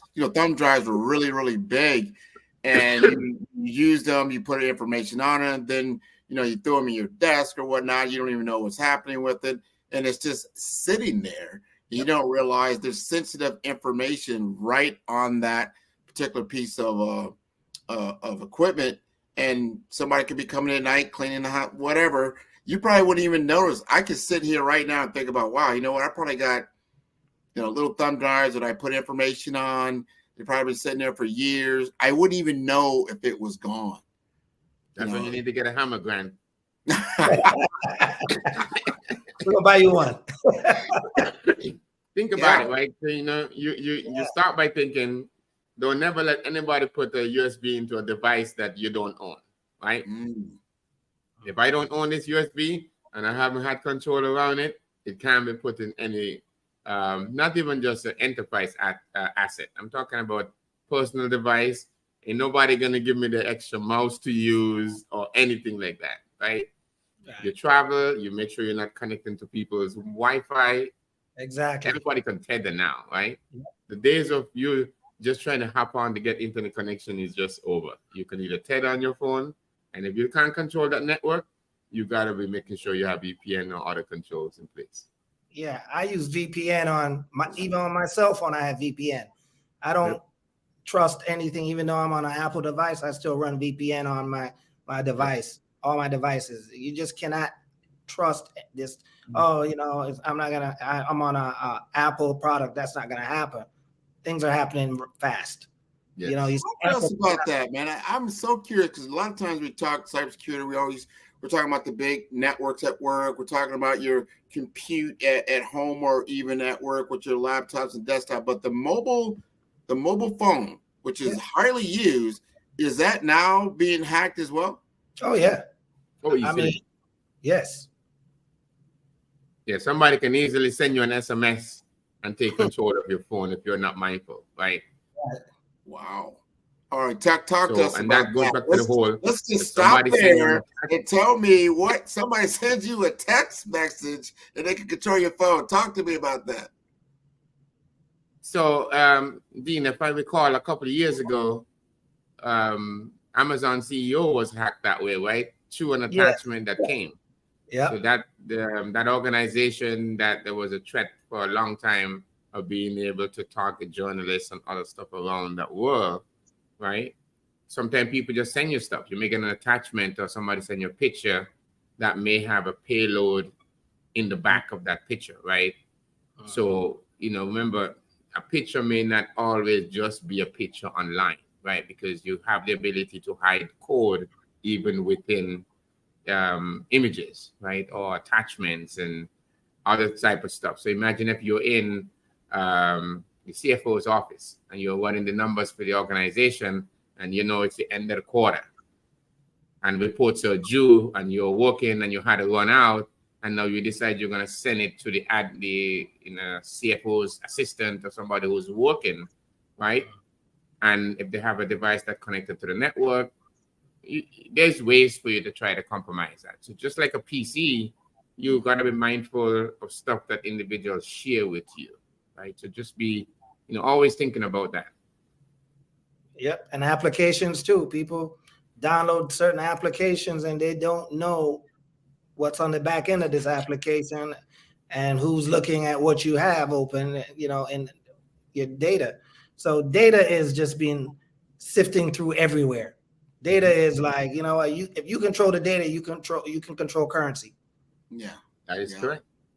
So now if they can't compromise you and they know that you're a heavy user of a specific application, Grant, then, we've seen it recently, right? When you had the SolarWinds, you had multiple applications that had vulnerabilities like that, where they didn't have to compromise your infrastructure. But if you're a heavy user of a tool like that, and they're able to get to the core of that tool, and you just happen to download a patch, an update for an application like Dean was saying, and you're now exposed, right? So the whole process of third-party risk, not just you as an organization that has fortified your entity, only to realize that that software that you depend so much on has its own vulnerability. And that's behind your secure side of your network now, right? Sure. So how do you address attacks like those? So, those things are evolving, and they will continue to be threats that entities need to look at. It's not just you being secure.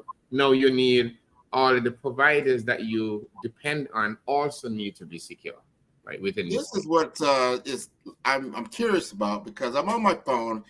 There's like you said, trust and verify. So it's like, oh, here's a new app you learned about. You download it from the Google store, let's say if you have an Android, or you download it from Apple. I think there's a sense of it's already been vetted. It's already been secured. So it should not have any vulnerabilities. Am I right or wrong? You're wrong. Yeah. If you ain't, I'm sorry, Grant. If you're not running the Google store or the Apple store and you have not vetted an application, personally vetted, you definitely can't trust it.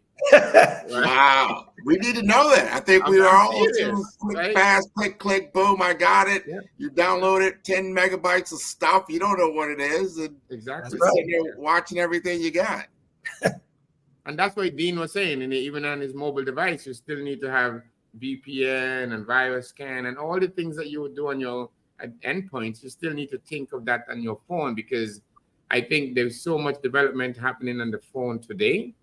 There is such a huge focus there. So if I can't get to you on a PC because you may have better attack tools on the device as opposed to your phone, that may become a weakness for you to be able to do it, right? If you remember, BlackBerry was the one device that everybody had to have back in the day, right? Because the whole architecture was around security.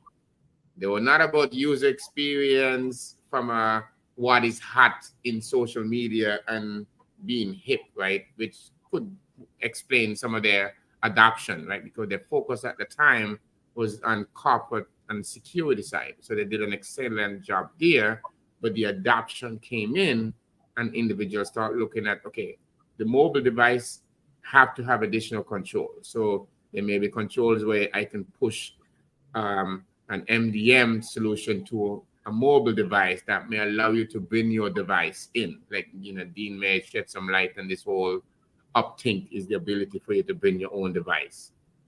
It's been more than 20 years and I still carry the device.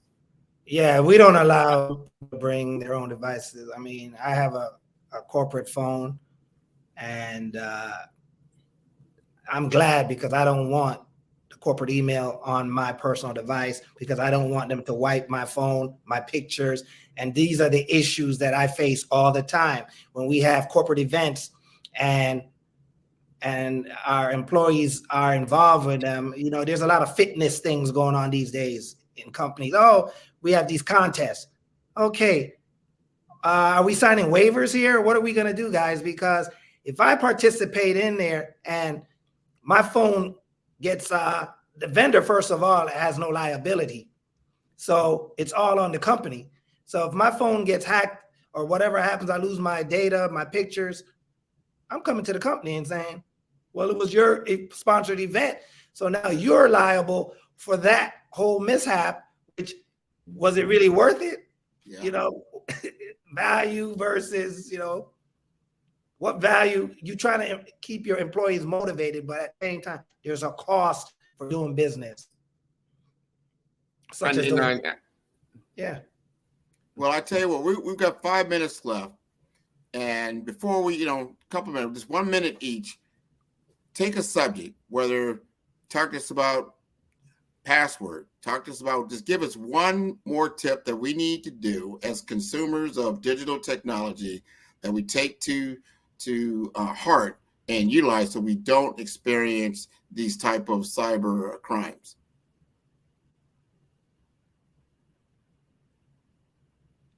Alexis, you want to start?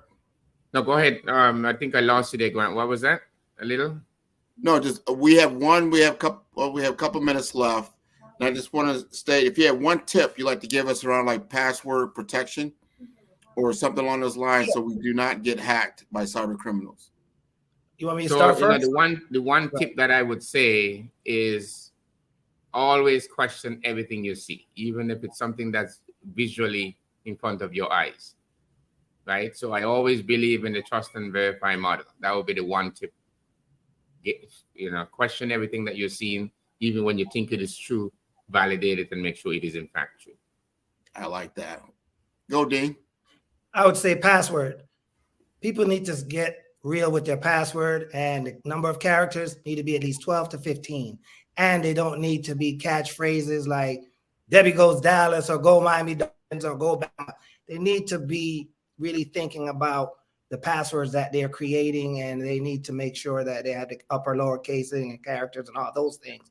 And that's the only way they're going to keep themselves safe and not have the same password throughout all their applications and banking and everything. So that's the one tip I would share today. Excellent. Excellent. And Dr. Alexis, they need to contact you. What would be the best way? My biggest contact, you could always find me on LinkedIn, Dr. Alexis Pedro Weeks. Cybermind Research is our organization. We're always out there trying to educate individuals about cybersecurity, working with new practitioners trying to get in the field. So, excellent. Each one teach one.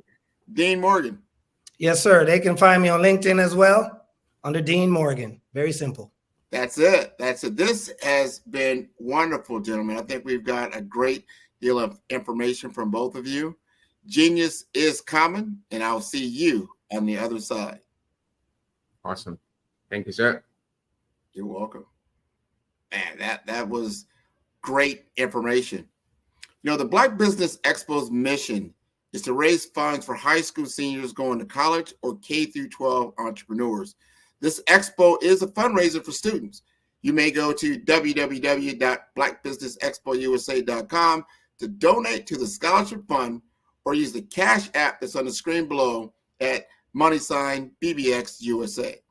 Our goal is to get laptops and up to $5,000 to 10 students. Students can register online at www.blackbusinessexpousa.com. Every dollar counts. So we want to remind you to donate to the scholarship fund. We want to thank our Black Business Expo USA sponsors for August 2023.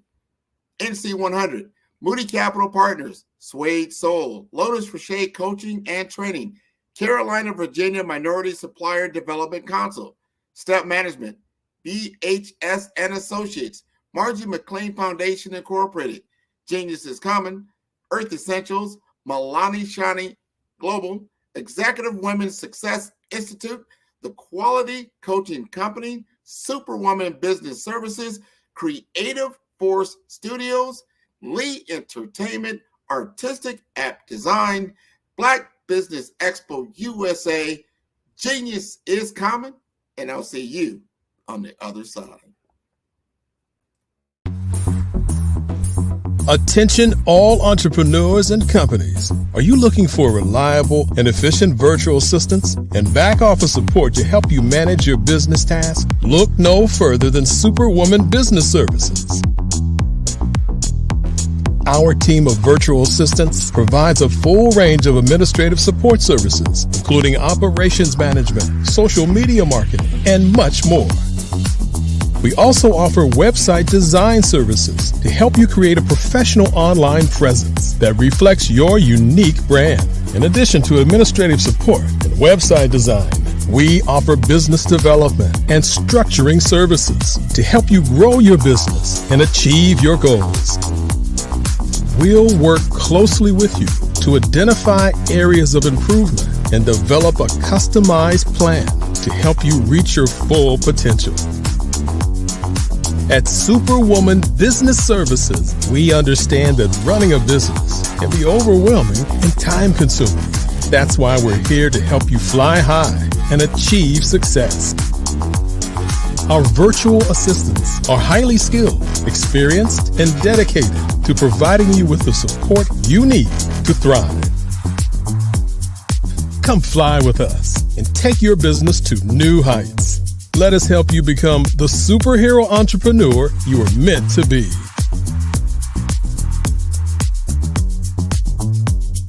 Contact Superwoman Business Services today to learn more about our back office support services. Come fly with us and take your business to new heights.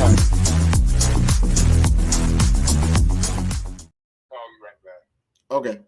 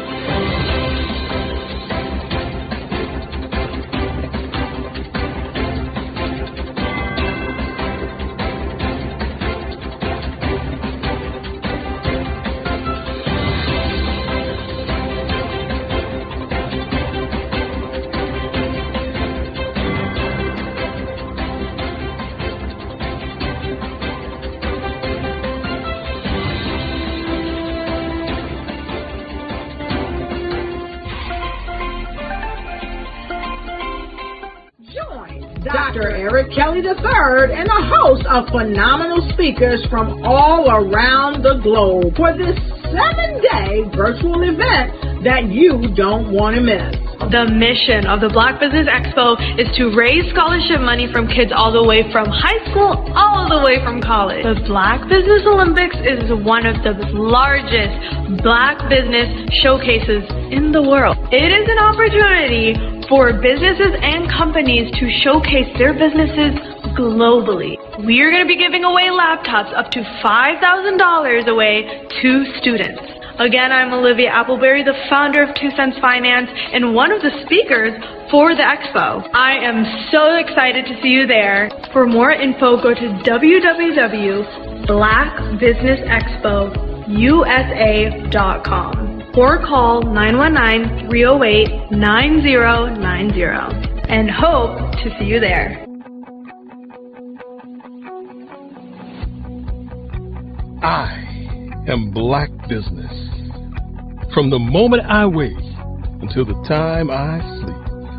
Yes, I am Black Business. I am Black Business. Tell me, are you Black Business? I am Black Business. Do you support Black businesses? Listen, I support Black business because I am Black Business. Black Business Expo, one of the largest business showcases in the history of Black business in the world. The world! Sign up today at www.blackbusinessexpousa.com or call 919-308-9090. I am Black Business.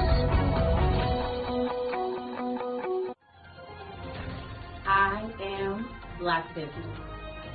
From the moment I wake until the time I sleep, I am Black business. I am Black business. Are you Black business? I am Black business. Do you support Black businesses? I support Black business because I am Black business. Black Business Expo, one of the largest business showcases in the history of Black America in North Carolina. Join Dr. Eric Kelly III and a host of phenomenal speakers from all around the globe for this 7-day virtual event that you don't want to miss. The mission of the Black Business Expo is to raise scholarship money from kids all the way from high school all the way from college. The Black Business Olympics is one of the largest Black business showcases in the world. It is an opportunity for businesses and companies to showcase their businesses globally. We are going to be giving away laptops up to $5,000 away to students. Again, I'm Olivia Appleberry, the founder of 2 Cents Finance and one of the speakers for the expo. I am so excited to see you there. For more info, go to www.blackbusinessexpousa.com or call 919-308-9090 and hope to see you there.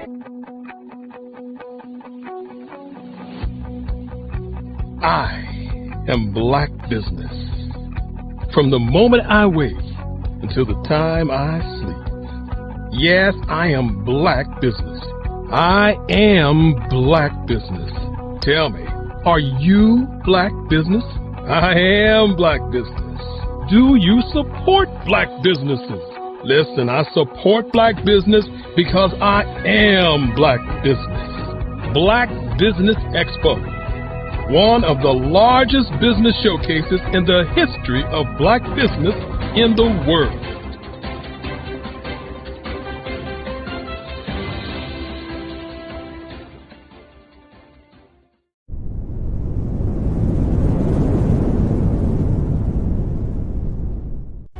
Cash flow 5, 10, 10, 75. I use the cash flow app to keep track of my charities. Cash flow 5, 10, 10, 75 helps you manage expenses, helps keep track of charitable giving, helps you save your money. Cash flow 5, 10, 10, 75. Download it today. Cash flow 5, 10, 10, 75 would like to wish the Cyber Bears good luck in this year's first robotics competition.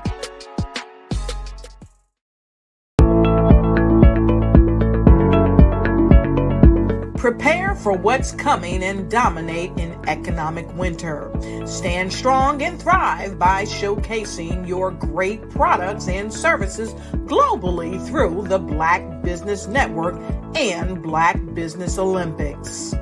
The Black Business Network has showcased over 2,000 companies with over $7 billion in sales each year.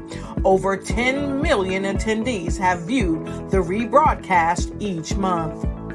Through the Black Business Olympics, unique styles of business training and mentoring are turning students into business owners and entrepreneurial warriors who will dominate in any economy. Gain the ultimate advantage of the Black Business Olympics, 7 days of unbelievable topics and speakers speaking around the globe. Donate your time and experience to provide expertise and scholarships to students worldwide and change the world. Now, more than ever, new insights, tools, strategies, and capabilities are needed. This is your chance for a major presentation to the world. Fill out the form and join the more than 2,000 speakers who have presented to over 200 countries. Join the Black Business Network streaming live into the Metaverse, STEM City, Black Multiverse Enterprises, Hulu, Amazon, YouTube, iHeartRadio, Apple, Facebook, LinkedIn, Pod TV, IBM TV, Spotify, and Google Podcasts. Sign up today. Spaces are limited, and we will see you there.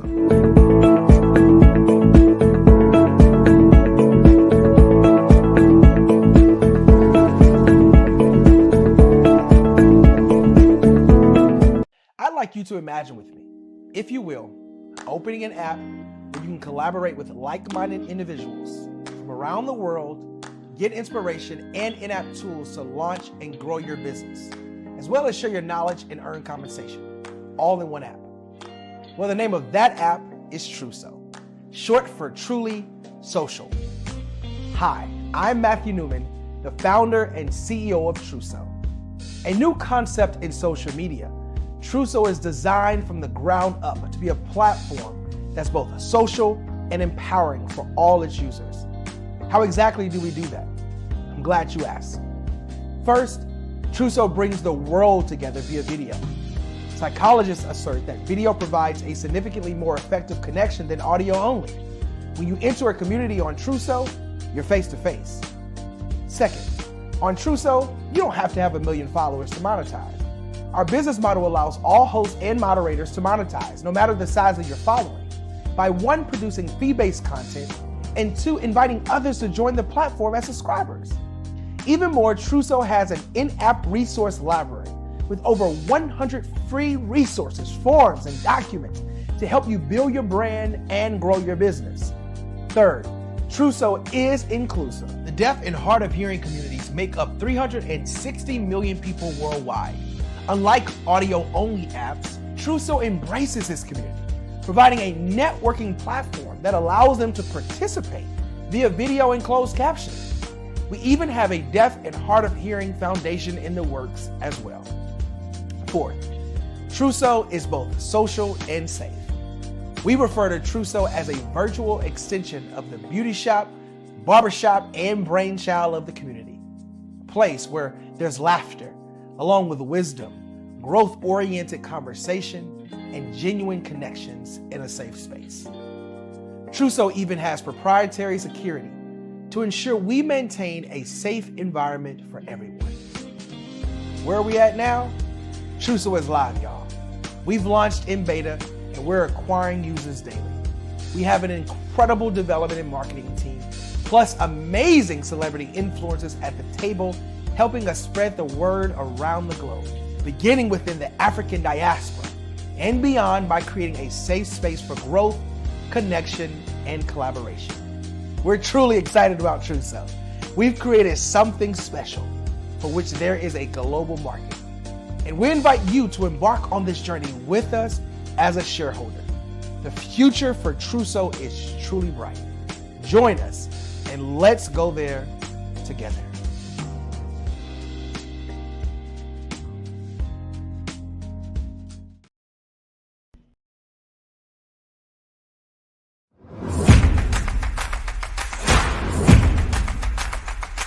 Ladies, if you're a person who continually pours out, you won't want to miss this upcoming event. October 13, 14, and 15 at the Holiday Inn and Suites in Ocean City, Maryland, where we have a power-packed lineup of ladies who are going to pour into you. If you need to increase your impact, your influence, and your income, this is the event for you. Don't miss the power of sisterhood. These ladies coming from around the world to network and connect with you. Don't miss it. How do you get the information? Glad you asked. Go to barbarahsmith.com and click the link. All the details there. Don't miss Sisters Inspire Sisters to Advance, October 13, 14, 15 at the beautiful Holiday Inn and Suites in Ocean City, Maryland. What you know and I know together can change the world. I want to see you there. Hey guys, my name is Caden. I'm the CEO of Caden Teaches, and my genius is teaching kids about financial literacy. Throughout my financial products, such as my financial flashcards, my activity book, and my newest project, my financial bus, which I bought. And on the bus, it has a mock bank where kids will learn how to deposit and withdraw money, a mock grocery store where kids will be able to learn how to have a family budget, and a mock stock exchange where kids will even be able to learn how to invest in stocks. Now, I decided to start teaching kids about financial literacy because I find that most kids graduate high school without even knowing the basics about financial literacy. And I feel if I were to teach kids about financial literacy, that I would be able to help kids tap into their genius. And I actually learned about financial literacy to my dad because I would go to business meetings with him and I would always see that they were talking about financial literacy. And at that point, I didn't understand what financial literacy was. So I took it upon myself to learn about financial literacy and teach it to kids in a way that they could understand. But I want you guys to help me help kids tap into their genius by going to my website, cadenteaches.com, and you can sew into me in my financial bus by going to my GoFundMe link. And remember, if Caden can, you can too, because genius is common.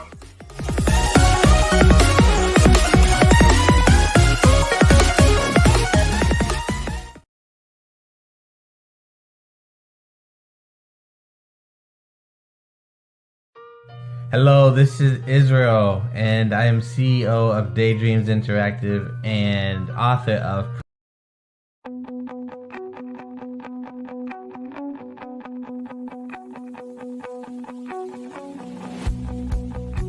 I am Black Business. From the moment I wake until the time I sleep. Yes, I am Black Business. I am Black Business. Tell me, are you Black Business? I am Black Business. Do you support Black businesses? Listen, I support Black business because I am Black Business. Black Business Expo, one of the largest business showcases in the history of Black business in the world. The world! Sign up today at www.blackbusinessexpousa.com or call 919-308-9090. I am Black Business.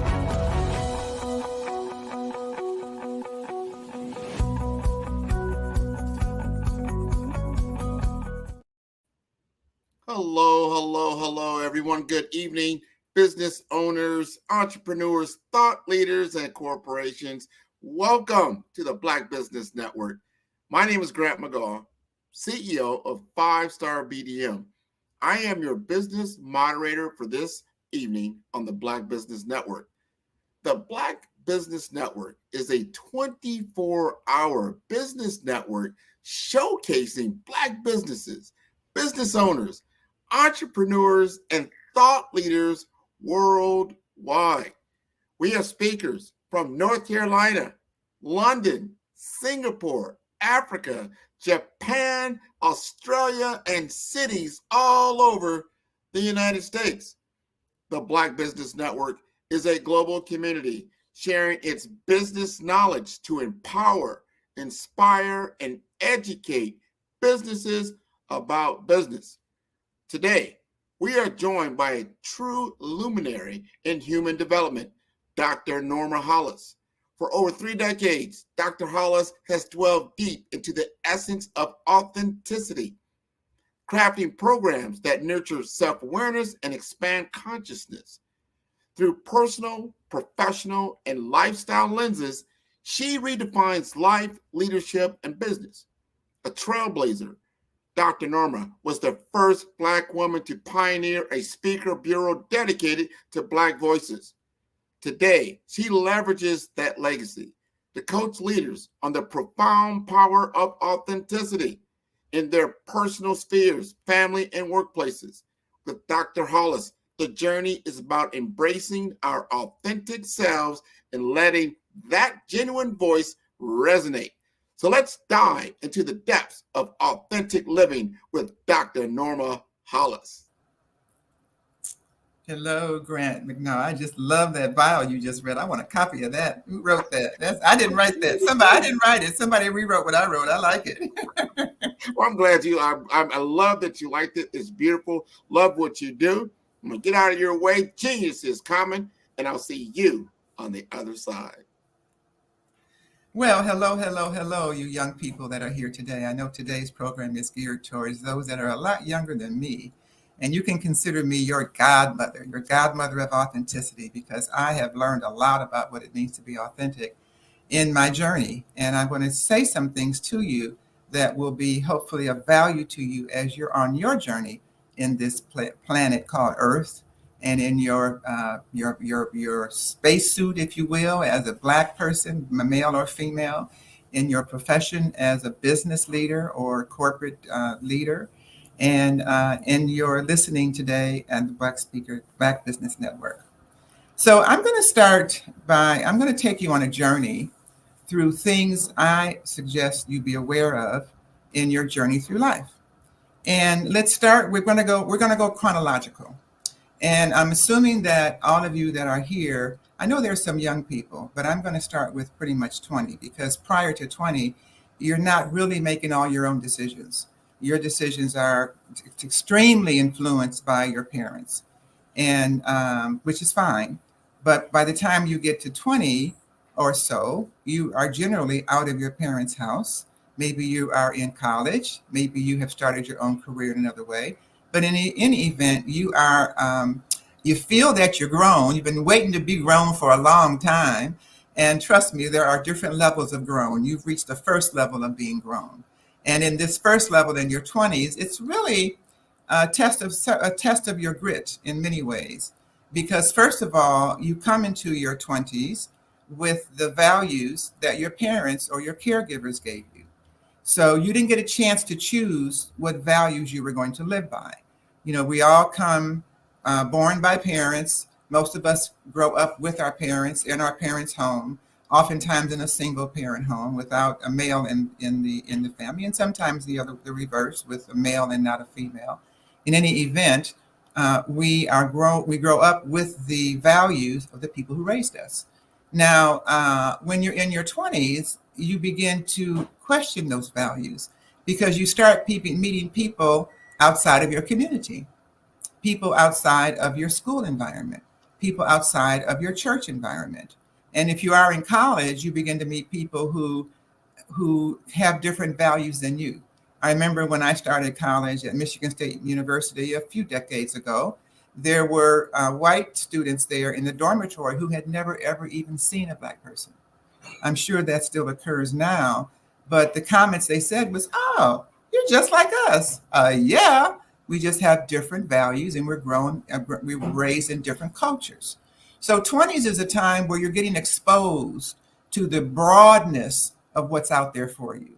It's also a time when you really have very little, unless you were born with a silver spoon, but you are looking for, you got to buy a car, you have to start your wardrobe, if you have to find a place to live, and that means you're going to need furniture, and you're going to need pots and pans and dishes and all those things that make a home, make a household.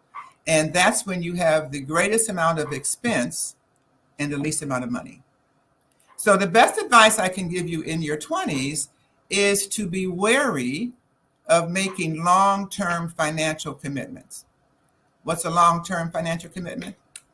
A house, a child, all the things that require you to put money out month after month, year after year, decade after decade.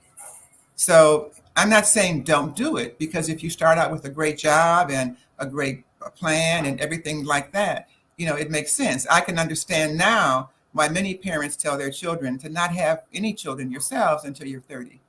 Because when you're 20s, you're just so green. You just don't know, you're grown, you know, chronologically, but there's so much to learn. If you think that at 20, you're probably going to live at least 3 to 4 times the age that you are right now. That's a lot of living. Think of how you've grown from the time you were born to where you are right now. And imagine you have that amount of growth. You learned how to read, to write, to walk, to think.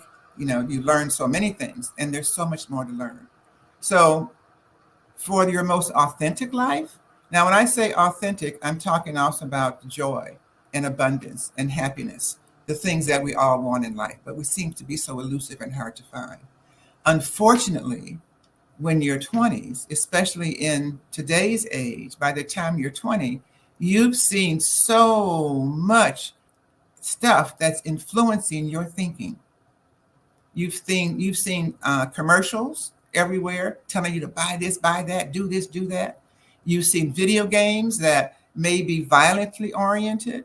You've met people that maybe you didn't get along with. Along the way, you did not probably get anyone help you understand yourself, because there are not many structures on the planet that teach you who you are. That's why I do the work that I do, to help you understand the energy that flows within you. Maybe you haven't yet learned how to get along with others, and therefore you have a temper that you don't quite know what to do with.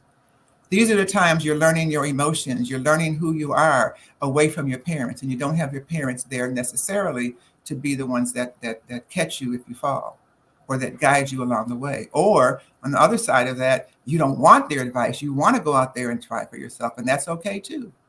But take the wisdom of your godmother to make your own decisions about how you want to live your 20s. Do you want to live it and end up by 30 having more debt than you can handle? Or do you want to have the freedom? Now, as I train people all over the world, one of the things that's universal in what everyone tells me is that they want more freedom. They want more freedom. The more you get in debt, the more you get obligated, the less freedom frequently that you have. So just keep that in mind for those of you that are in your 20s, or those of you whose children are in your 20s, or whose friends or cousins are in your 20s. That's a struggle. That's one of the hardest decades to get through, because there is so much that you need, and so little that you know, and so little that you have so far. Not that life's about having things, but certain things you need to have. You gotta have a place to live, you need a bed to sleep in, you need a car to drive. All those are essentials. And that's generally the age that you're acquiring those things. So use your money wisely and assess who you are. Some people are made for 9 to 5, and some people are not. Entrepreneurs usually are not suited for a regular 9 to 5 job. They'd rather be out there and learning and experiencing life.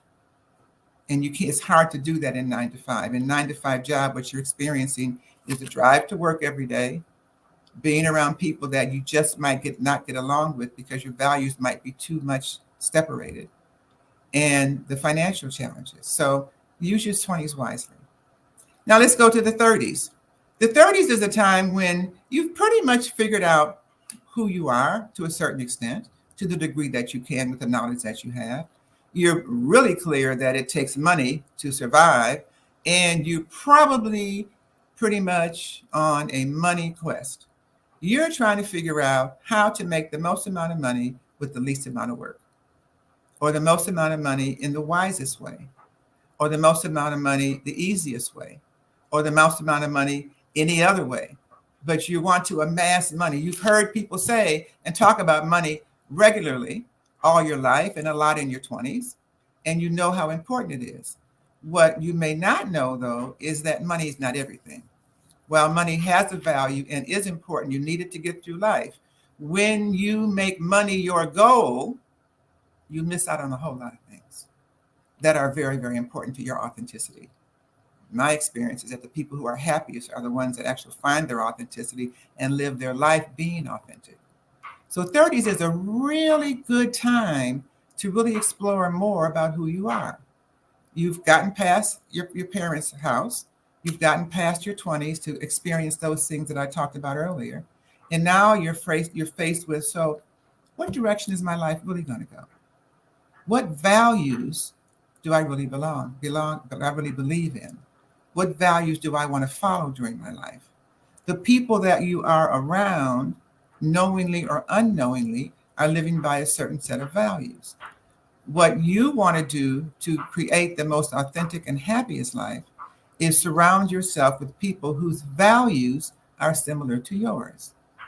If you think about people who are your best friends, it's probably because you have some values that are very much aligned. you believe in, you like, you do the same things. The people who you may have fallen out with along the way are people whose values probably are not like yours, are different than yours, and are not aligned with yours. If you look at our society now, we have a real values conflict. I don't like to talk a lot of politics, but that's an excellent way that you can see a difference in values. I've started watching both Fox News and MSNBC, to see the contrast. And it's so interesting. I suggest you might try this, especially now that there's a new topic on the horizon that's just getting started. So looking at what, looking at how that starts. If you look at the same situation and see how two groups with different values interpret it, this is what happens all the time on the planet. And I want you to be more aware of that in your 30s as you begin to pick where you're going and as you get to settle in to who it is you are and who it is you're going to be and where it is you're going. Now, I want you to know that in the scheme of things, in your 30s, you're really practicing hard. You're really practicing for a few decades before you really get it. It takes a while to really get it on this planet because there's so much to learn and we're moving so fast. And you have a challenge that my generation and the generations between us have not had. And that's the challenge of artificial intelligence. That is competing for the jobs that some of you are looking at. And it wasn't an issue with a lot of senior management at one point. You might be saying, hey, no problem, I'm an entrepreneur, or I'm a CEO, or I'm the boss of something or something. But AI is coming for that too. They started out with the more essential jobs, if you will, that don't require a lot of thinking, but require a lot of repetition. But now they're going to some of the thinking jobs and the more executive jobs. So you want to also know, what are you good at? What are your gifts and talents? What are your skills? You want to maximize your gifts and talents. The happiest people I've met in life are the people who use their gifts and talents to do what they're doing in the world, whether it's your entrepreneurial role or whether it's a workplace role, whatever. The issue is be aligned with your gifts and talents. Now, my generation talked about you don't make money from your gifts. Well, I beg to differ. Your gifts were given to you by the creator that got you here for you to survive and to use those gifts to help others, help yourself and to help others. So keep that in mind. Use your gifts. They're there for you in order for you to use them. Now, what I've learned along the way is that from a spiritual perspective, if you haven't made that spiritual connection yet, by the time you're 35, you might kind of miss it. So if you're feeling that calling, something coming inside of you, kind of knocking and wanting to get out, keep in mind that you need to explore that. That's your spirit speaking to you about your purpose, making sure you don't get too out of alignment with the reason why you're on the planet. Obviously, I have the belief that all of us are here on the planet to do something. And what you're beginning to do in your 30s is you're beginning to create the thread of your life, the theme of your life. People's lives have themes that show up over and over again. But when you're in your life, you don't always see it. So it's always good to take time and step back and just look at how your life is progressing, the decisions that you're making, how those decisions are working for you or not working for you, and modify as needed. Because your 30s is really getting the grounding. You've gotten your 20s past, you bought your car, you bought your you know where you're going to live, you bought your furniture, you've got the foundational things that you have to live on your own. Now it's like, how am I going to position myself? How am I going to move forward? Now, a lot of young people, and you probably were one of them, have the idea that, boy, if I'm not rich by the 30, something's wrong. That is not true. Not true at all. There's no timeline for your money coming in. The timeline is, how do you use it? Are you using it wisely? Whether you're getting $10 or $10,000 or $10 million, how do you use it? People that get $10 million, sometimes it's lost in the next month or the next year. They don't know how to use it. For people that have the 10 that use it wisely, they turn it into 10 million. It takes time. Everything on the planet takes time. And you have to have the patience to allow the time to unfold. But as the time unfolds, what are you doing with that time? How are you nurturing and feeding into what it is you're here to do. That's your job at 30, to begin to identify that and what that is and the direction that the path that your life is going to take. Now let's go to your 40s. By the time you're in your 40s, you've had a good decade or two of work experience. You're a little more clear on what life's about. You may not understand it exactly because it can be very confusing, because there's confusing messages coming all the time. They say this, they say one time, something else the next time. Your mother says one thing, your boss says something else. One friend says something, the other friend says something else. You get all these different opinions that are coming into you and trying to feed you. That's when it's really clear to know who you are. It's very easy to get influenced by someone who is very charismatic or manipulative in some cases. So who are you? Knowing who you are, knowing your gifts and talents, knowing what it is, the difference you want to make on the planet, and whether you want to make it as an entrepreneur or as an employee. They each have benefits. You pay a price no matter what you do.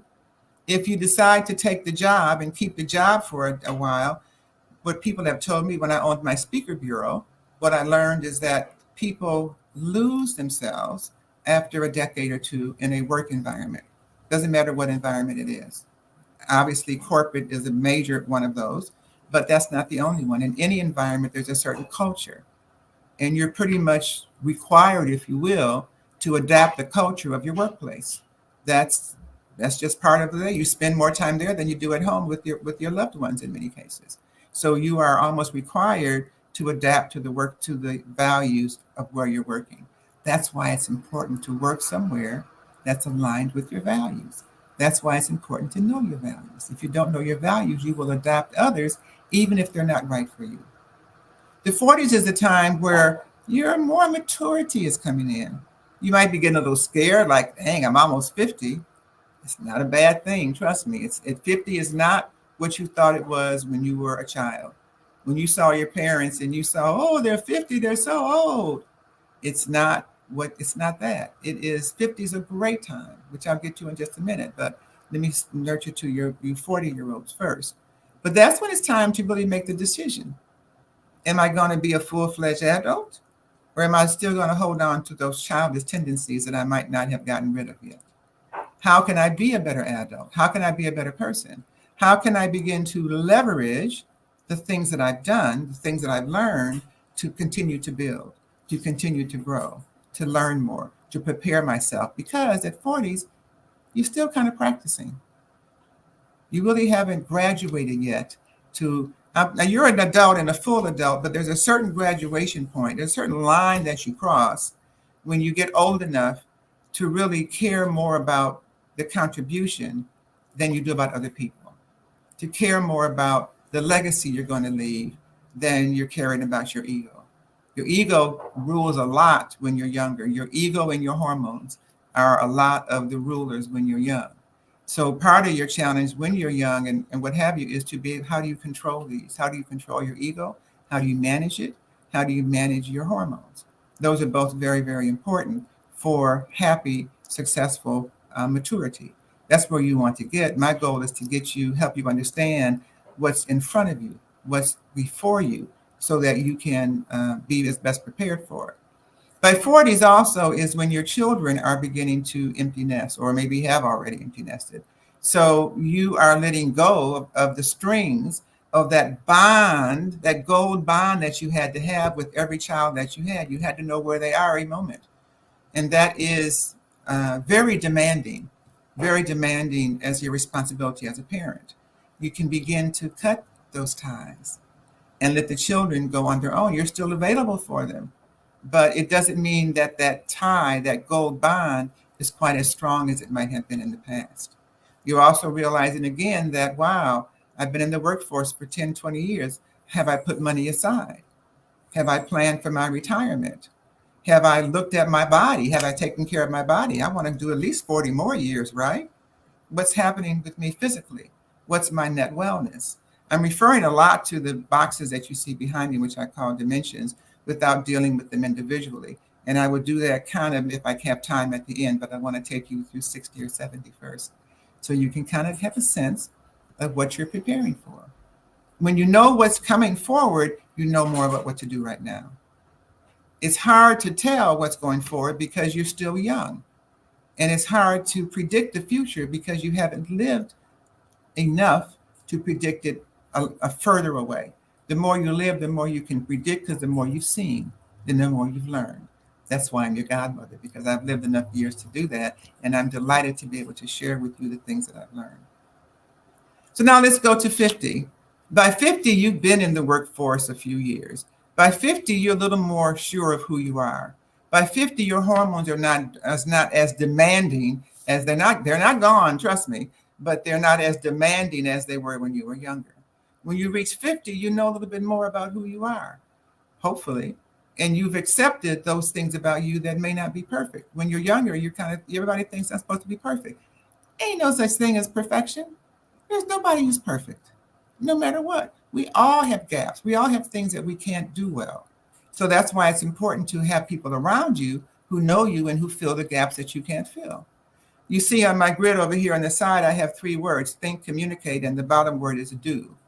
So generally, you are either a thinker, you like to analyze, evaluate, assess things.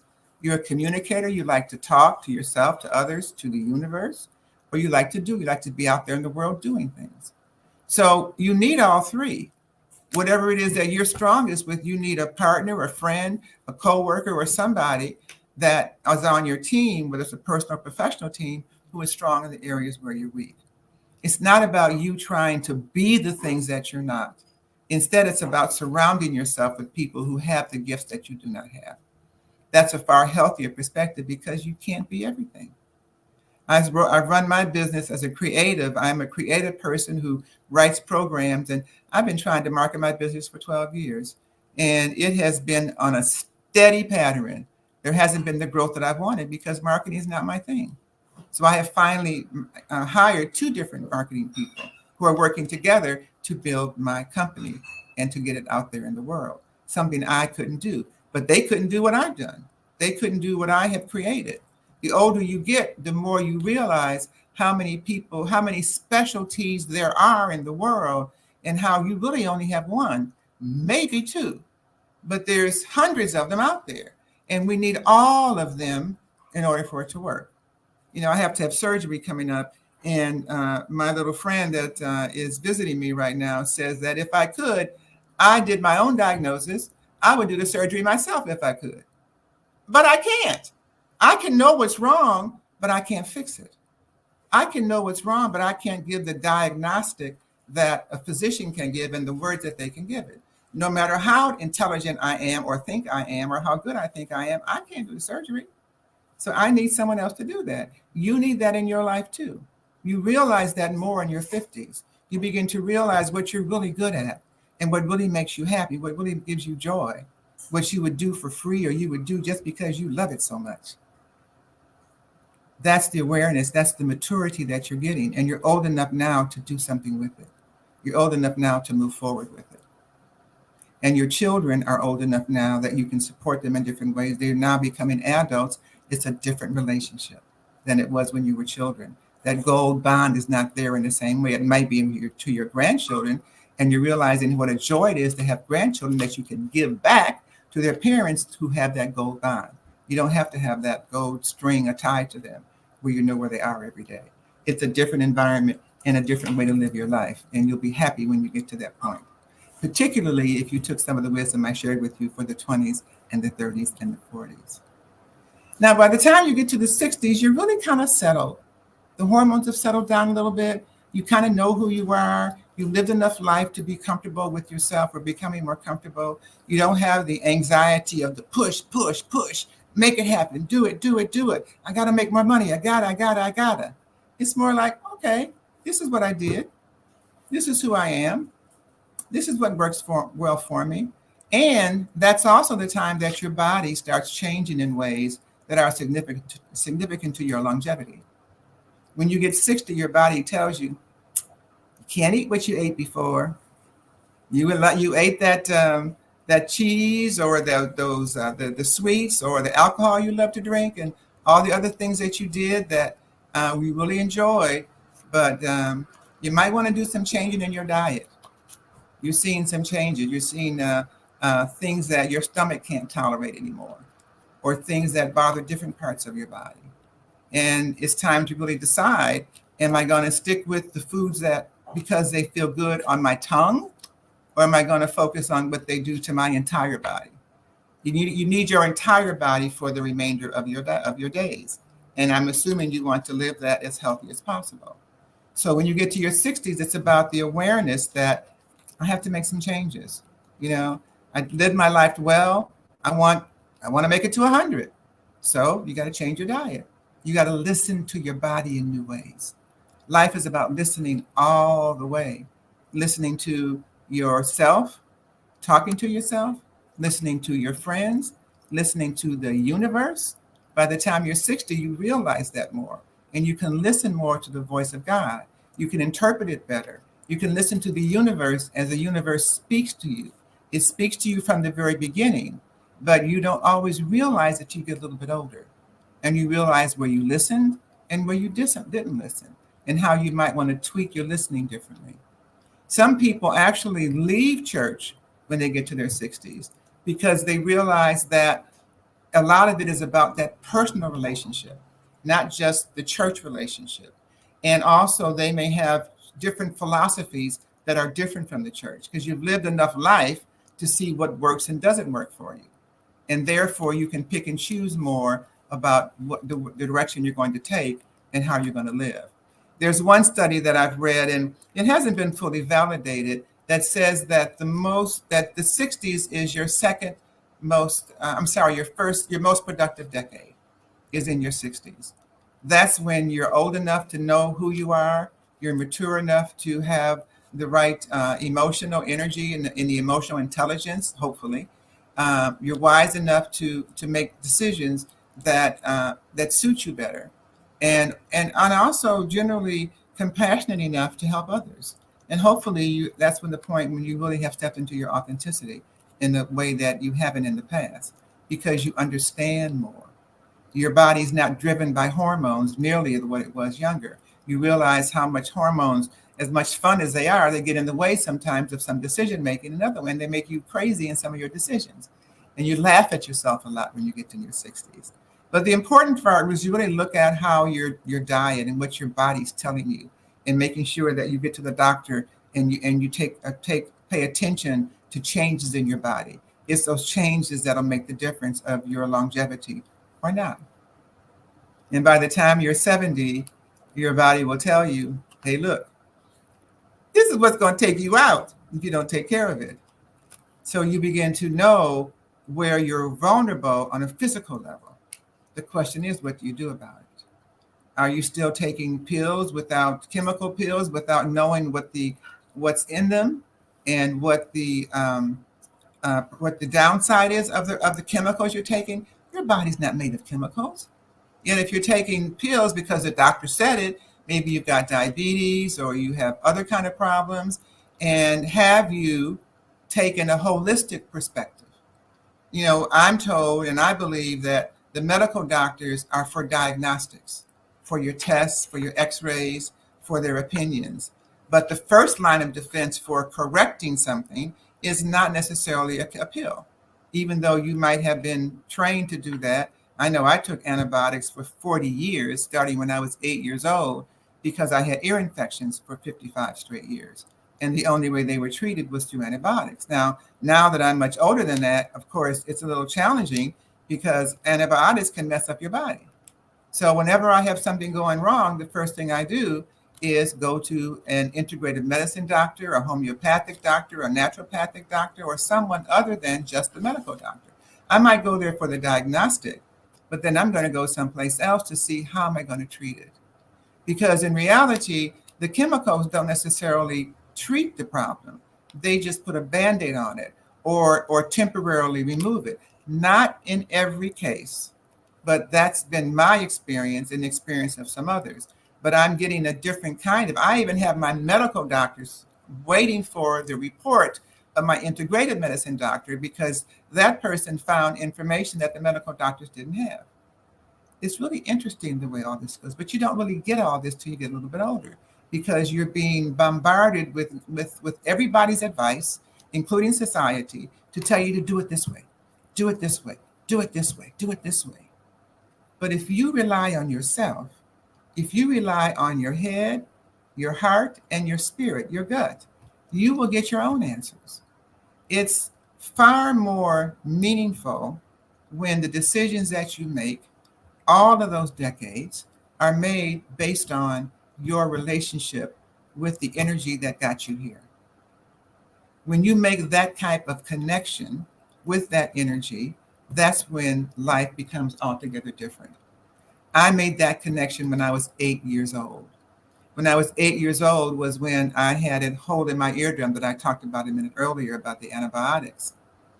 And that's a time when voices started talking to me as I was going to school. The adults in my life were not sufficiently authentic for me because they didn't understand the pain I was going through, because the only thing that would stop the infection in my ear was a solution that they put in that felt like acid inside of my head. Obviously, that was really, really, really painful for the sensitiveness of an 8-year-old. And that was followed by earaches for 2 years that would not stop. But when those voices came to me and they started talking to me, I said, okay, if you're the voice I should listen to, then prove it to me. And then somebody walked by with red socks. And then somebody else mentioned the word elephant in the next week. And maybe I'll believe you. Well, sure enough, a week went by and a guy walked by with red socks. I said, oh, that's interesting. And then a conversation later, someone mentioned the word elephant. I said, wow, it happened. So I did it again with a different command, a different request. And in a week that happened. And after about 4 or 5 weeks of doing the same thing, the voice finally said, well, do you believe us now? And I said, yes. And I have been in partnership with that voice all of my life. It's made a big, big difference. And just to show you how that works, I'm going to tell you 2 things. One is that on Thanksgiving, maybe 5 years ago, a friend came by. We had a meeting. It was a little business meeting on Thanksgiving, but we did it. But he came by. He had on red socks. I said, look at that. And that was a process at the time of making some major decisions. I don't remember what they were, but they were major decisions. And so I said to my voice, okay, if that's supposed to be a clue to me, like it was when I was younger, then let me hear the word elephant before the week is out. Well, I heard the word elephant a few days later on Family Feud. I said, well, I can take that if I have to, but it's not really personalized enough. And then 7 days later, on the following Thursday, I was at a friend's place where she was speaking, and she talked about elephants and how if you tie a string on their tail and put a stake in the ground and tie that, the elephant will go around in that circle and not go any further and never understand that his life is far beyond that. I said, whoa, that one I can relate to, because I talk about stuff just like that. That gave me a confirmation. But the biggest confirmation I've had, I had to look over here and see if it's over here, which it is, and I just have to show you. Hang on a second. The biggest confirmation I had was maybe 7 or 8, no, it's about maybe 10 years ago. My husband was murdered about 8 years ago. And before he was murdered, he gave me a gift. He went, he said, I forgot where he was. I have no recollection of where he was going, but I know he said to me, I just had to buy this. I don't know why, Norma, but here, this is for you. Now, mind you, orange is my branding color. If ever you see me speak, I'm going to be wearing orange. And he found for me an orange elephant with red socks. Okay? Oops. And that's what I asked my voice. Let me put it over. Here we go. Red socks. A red elephant, an orange elephant, my brand, with red socks. Now, is that a coincidence or what? Or is that just that relationship showing me that it's been there all the time, directing and guiding me and making my life and helping my life unfold? And so, as your godmother, let me tell you that I hope that you will do the same in terms of making that connection that will guide you for the rest of your life. If I can get this kind of connection decades later, so can you. I'm just a representative of what can happen when you really choose to be authentic. So take my word for it. There is nothing more effective from you than stepping into your authenticity. It brings all kind of goodies, golden goodies that will last you a lifetime. So I wish you the best. I invite you to reach out to me. You can find me on LinkedIn at Norma T. Hollis. I look forward to hearing from you, and give me your comments about today. And I have a number of programs that I'd be happy to invite you with. Just write this one down, Gift from Norma. Gift from Norma. Every Tuesday, it's a free class that one of my speakers or someone else that I've trained or that's been in our community will talk about the dimensions of authenticity to help you know about authenticity in action and being yourself. Gift from Norma. I look forward to meeting some of you. Happy life. Do it well. Do it with authenticity. I will certainly take all of your advice. I love how you step through the different phases of life and just the maturity levels that people are at. I think it definitely helps bring some confidence to people like, oh, where you're at, you don't feel like you're lost or you're behind. You kind of like, you are where you need to be. I think that is wonderful. That's right. Now, did you leave the audience with your contact information, your website, and your email and that type of thing? I'm so busy giving information, I forget to do those things. Yes. Yeah. My website is normahollis.com. You see my name there, normahollis.com. You'll see about my programs and my background, and you'll see a picture of me and my elephant. You'll see all those things. And you can reach out to me at info@normahollis.com. info@normahollis.com. Thanks, Grant. Well, this has been wonderful. Thank you for being on the Black Business Olympics. Genius is coming, and I'll see you on the other side. All right, she is wonderful. Take all of her wisdom to heart. The Black Business Expo's mission is to raise funds for high school seniors going to college or K-12 entrepreneurs. This expo is a fundraiser for students. You may go to www.blackbusinessexpousa.com to donate to the scholarship fund, or use the Cash app that's on the screen below and say $PBX USA to give. Our goal is to give laptops and up to $5,000 to 10 students. Students can register online at www.blackbusinessexpousa.com. Every dollar counts, so we want to remind you to donate to the scholarship fund. We want to thank our Black Business Expo USA sponsors for August 2023, NC100, Moody Capital Partners, Suede Soul, Lotus Rocher Coaching and Training, Carolina, Virginia Minority Supplier Development Council, Staff Management, BHS and Associates, Margie McLean Foundation Incorporated, Genius is Common, Earth Essentials, Milani Shani Global, Executive Women Success Institute, the Quality Coaching Company, Superwoman Business Services, Creative Force Studios, Lee Entertainment, Artistic App Design, Black Business Expo USA. Genius is coming, and I'll see you on the other side.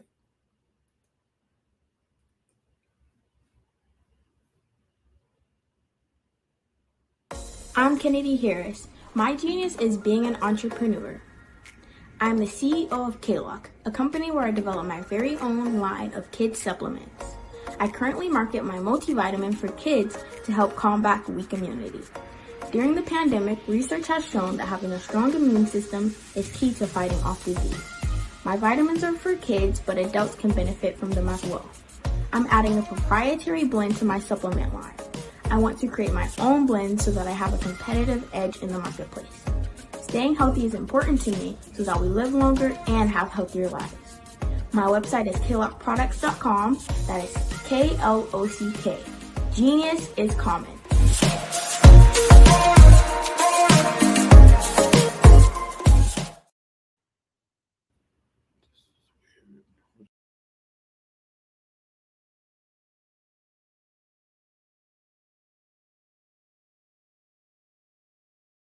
Phenomenal Tanya T. Wise, who is here from the great state of Maryland. Tanya, welcome and thank you for being with us today. Can you indulge our audience a little bit and tell them just a little bit more about who you are and what it is that you do? Well, I love being able to talk to people and have a magnetic attitude, being able to just show them. So I always like to say, level up is Coach at Tanya T.Y. is here. So can you tell our audience, just give them a teaser about what your presentation will be about? So my philosophy is that we should all be living our dream life. So tomorrow I'm going to talk about how you start living your dream life. What are some of the things that you thought about in your childhood that you just kind of let go and dormant? Wow. And I want to reignite that and just give you some pointers and some tips, some tools, some strategies to be able to start living your best life now. And guess what, Rhonda? And leave an inheritance for your legacy. Oh my goodness. Okay, I know that's resonating with a lot of people. I've heard that you have a dynamic coaching program. Can you tell us a little bit more about that? Absolutely. So our coaching program help people that have the lack of time, that lack strategies, and lack the confidence to go after their dream life. So we help them implement tools, we help them implement strategies, as well as give them resources so that they can live their best life now and leave that inheritance. Wow. Oh, I love that. I love the leave the inheritance part. Listen, you are dropping some major nuggets, and I know a lot of what you're saying is resonating with a lot of people, but I think we're all curious. How did you even make this transition into the speaking and coaching arena? What's the story behind this? So I started out in finance, and I realized that a lot of people don't necessarily go after their dream life because of the lack of finances or the education behind finances. But it wasn't until I lost my firstborn, my only son, that life changed for me. And where I was going after it all, living the corporate life, hit my 6-figure income and living in my dream house with my dream man, driving my dream car. I nearly lost it all when I lost my son. And so I realized it only takes one financial catastrophe that can change your entire life. That's what made me start All New Beginnings. Because no matter what's going on in life, there's a new beginning. And because of that, we develop a program called Wise Minded. My little slogan is, don't just dream it, let's live it. If they want to connect with you or work with you, what is the best ways for them to be able to do that? Well, for my social media guru, you can connect with me on every single social media platform as Tanya T. Wise.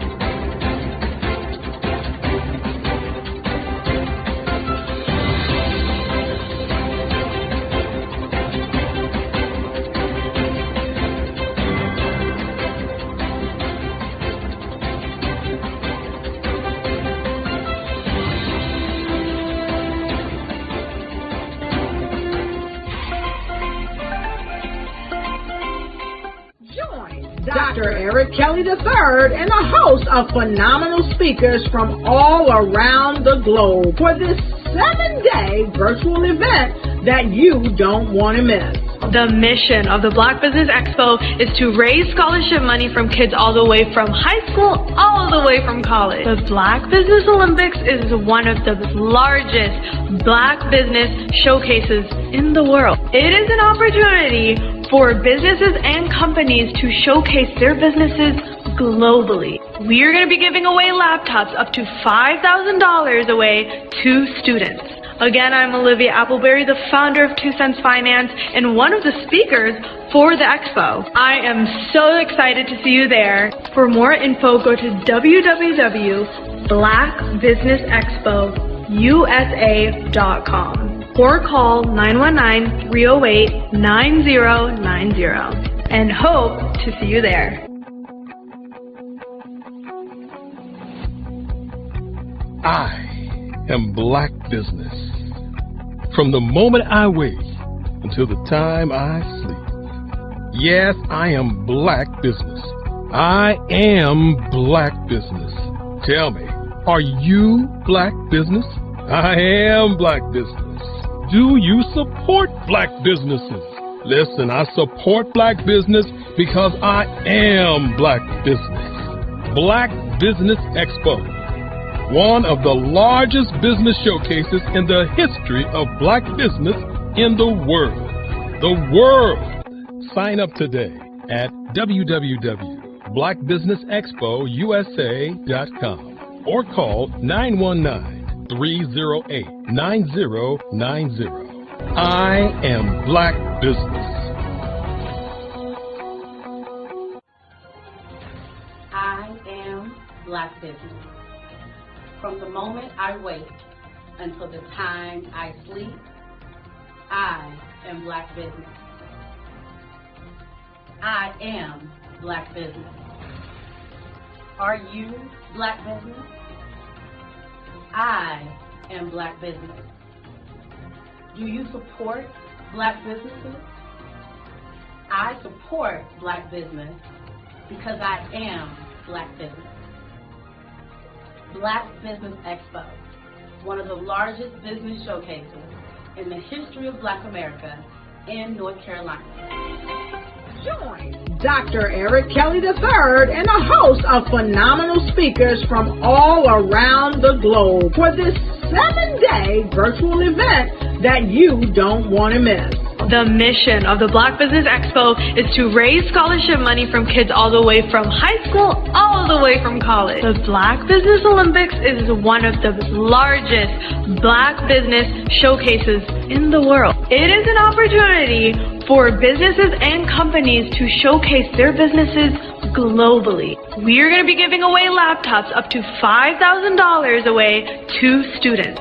Again, I'm Olivia Appleberry, the founder of 2 Cents Finance and one of the speakers for the expo. I am so excited to see you there. For more info, go to www.blackbusinessexpousa.com or call 919-308-9090 and hope to see you there. I am Black business. From the moment I wake until the time I sleep. Yes, I am Black business. I am Black business. Tell me, are you Black business? I am Black business. Do you support Black businesses? Listen, I support Black business because I am Black business. Black Business Expo, one of the largest business showcases in the history of Black business in the world.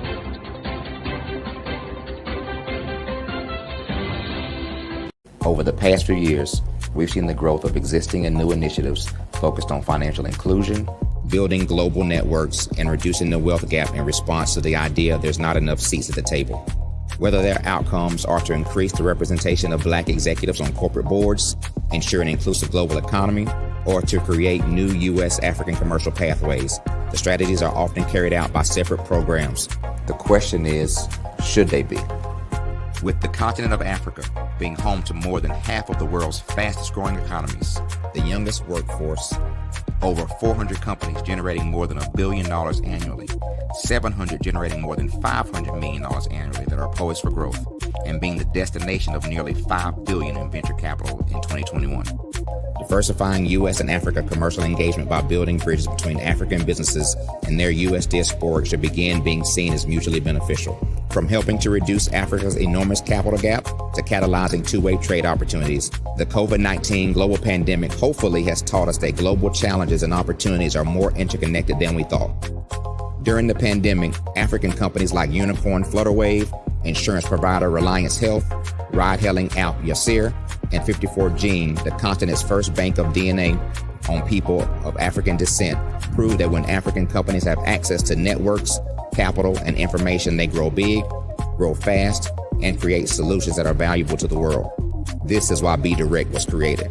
We are the first U.S.-based but African-centric board preparedness and board search company designed to connect U.S. Black talent and corporations to African businesses.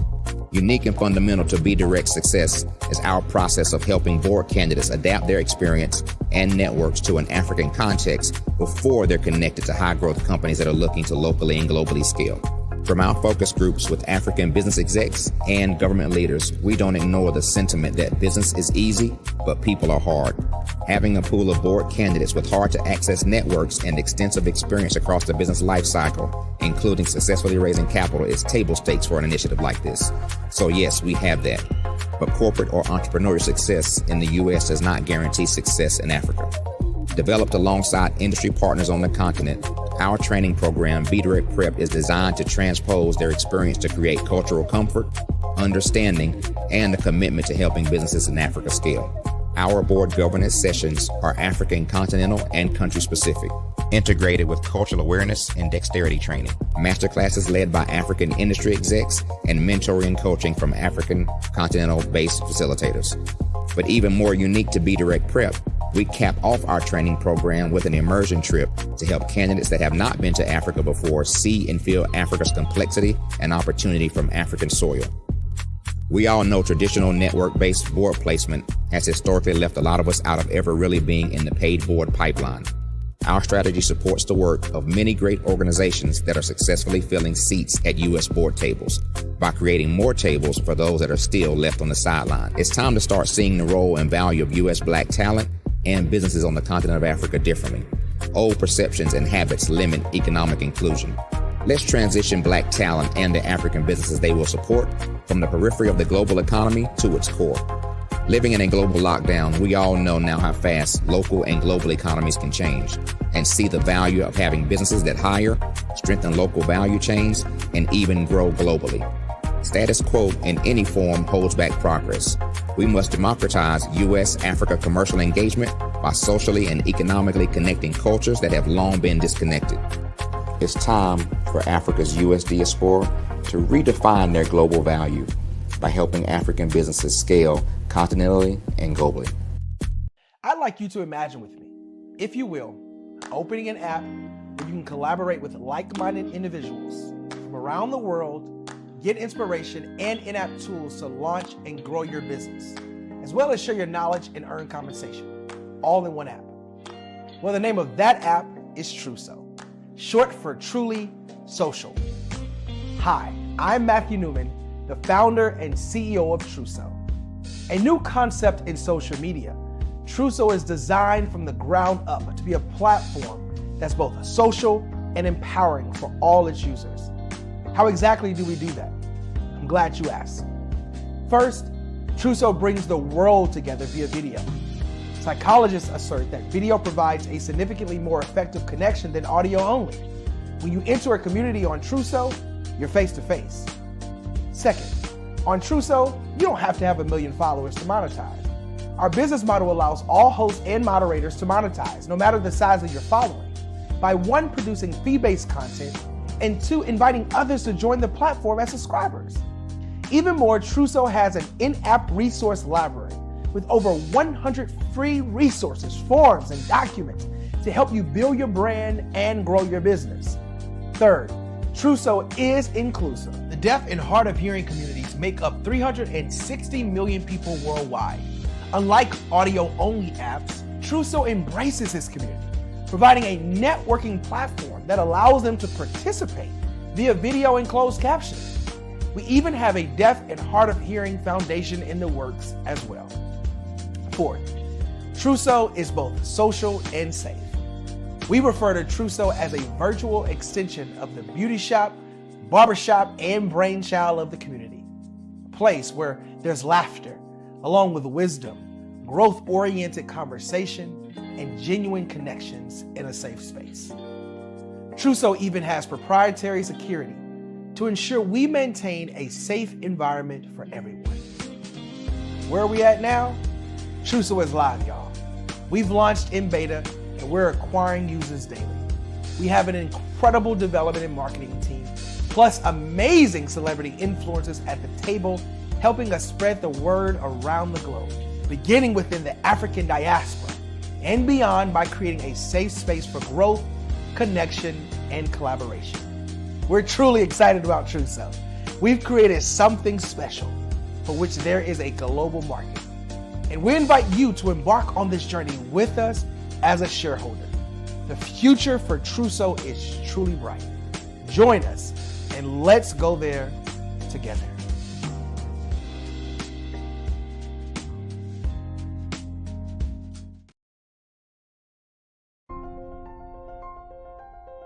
What if you could build your own city? A place where every child can find nurturing people to help them achieve their full potential. A place where every adult can access job training support, where health education is abundant, where social justice ruled the land. A place without limitations. Welcome. You have arrived at STEM City USA. It is what every city should be. A safe and trusted community where you find people and resources to help you become everything you are and beyond. STEM City is unlike anything you have ever experienced. It is a digital twin of the world around you, only better. STEM City is about energy and soul renewal. It is more than a digital world. You can almost feel the power of live cultural events, music, and theater. STEM City promises a better future for children with caring mentors and hands-on activities with dedicated tutors to support our youth. STEM City is your passport to a healthy lifestyle with weekly events addressing our community's many issues. STEM City is your financial well-being with helpful information on wealth management, career advancement, job training, and so much more. STEM City is the community you deserve. It is the city where your dreams can come true.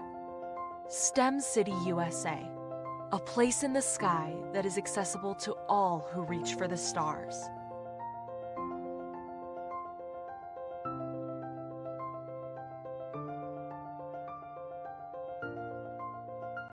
Follow the Brand TV broadcast host, Grant McGaugh, as he visits with top executives and entrepreneurs to find out their secrets of success with their personal brand. Follow the Brand TV broadcast host as he focuses on brand development to build better relationships, bring value to your business, relationships, and career. You will enjoy listening to each episode that is tailored to speak to you directly. If you're looking for this type of clarity in terms of building your brand, you have tuned into the right station.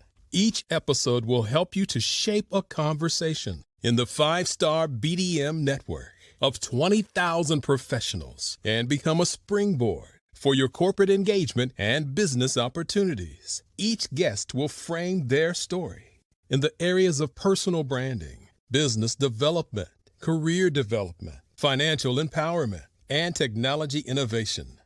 Grant McGaugh explains why he is the CEO and owner of his own professional career. Grant is an accomplished business leader and entrepreneur who wants to give back to individuals to grow their personal brand strategy. Tune in as he weaves his story about new possibilities, while to you exceed expectations. If you love storytelling, this show will make for fun.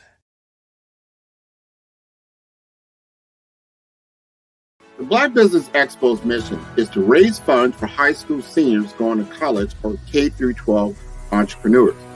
This expo is a fundraiser for students. Please, you may go to www.blackbusinessexpousa.com to donate to the scholarship fund or use the Cash App at $BBXUSA. Our goal is to give laptops and up to $5,000 to 10 students. Students can register online at www.blackbusinessexpousa.com. Every dollar counts. Please donate to the Black Business Expo USA Scholarship Fund.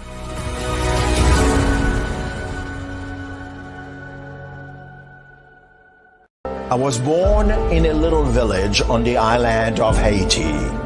Many deadly diseases pounded me. It is as if they were on a mission to end my existence on this earth. I refused to give up. In 1983, I left Haiti and came to the United States of America and I came with $5, 2 shirts. I didn't speak in English. I came to Atlanta. I got a job. I was a doorman. I was a doorman with a dream. What I used to come on stage. I'd rehearse this moment that I'm standing in front of you. That's the power of a dream. Maybe today is the day you begin acting as if you already have it.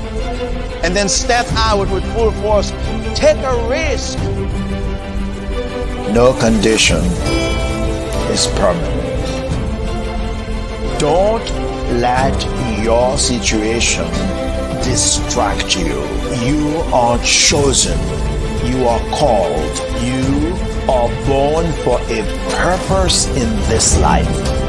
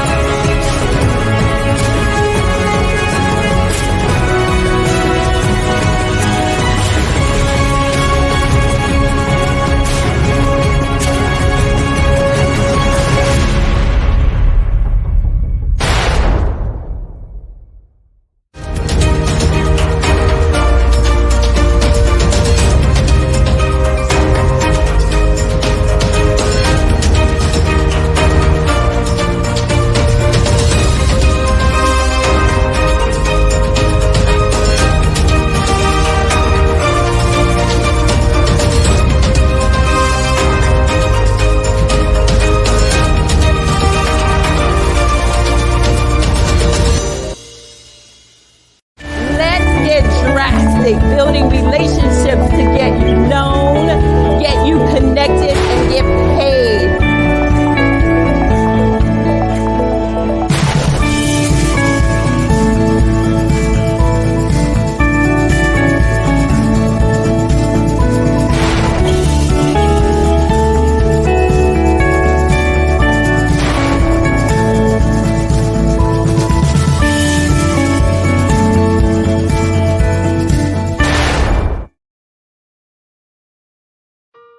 Hello, this is Israel, and I am CEO of Daydreams Interactive and author of Princess Planet. So, genius is common, and as a kid, I loved to daydream. Even as an adult, I love to daydream. And when my daughter became 6 and loved princess characters, but we just could not find the diversity that showed her, we created our own characters.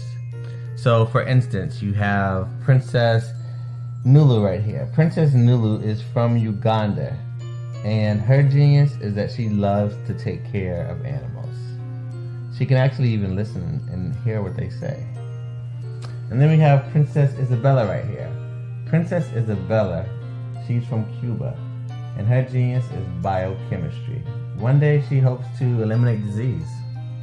Then we have Princess Nia right here, and Princess Nia is based off of my daughter, and she is what she wants to be, the greatest dancer alive. So that's her genius. So what's your genius? My genius is my imagination. Genius is common.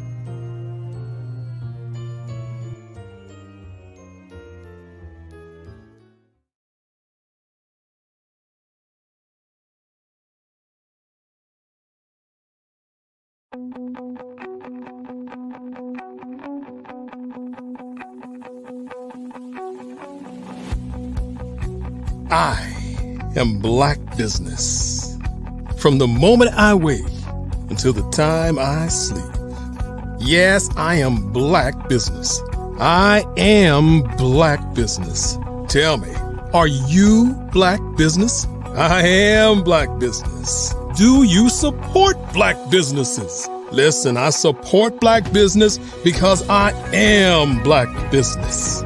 Black Business Expo, one of the largest business showcases in the history of Black business in the world. The world! Sign up today at www.blackbusinessexpousa.com or call 919-308-9090. I am Black business.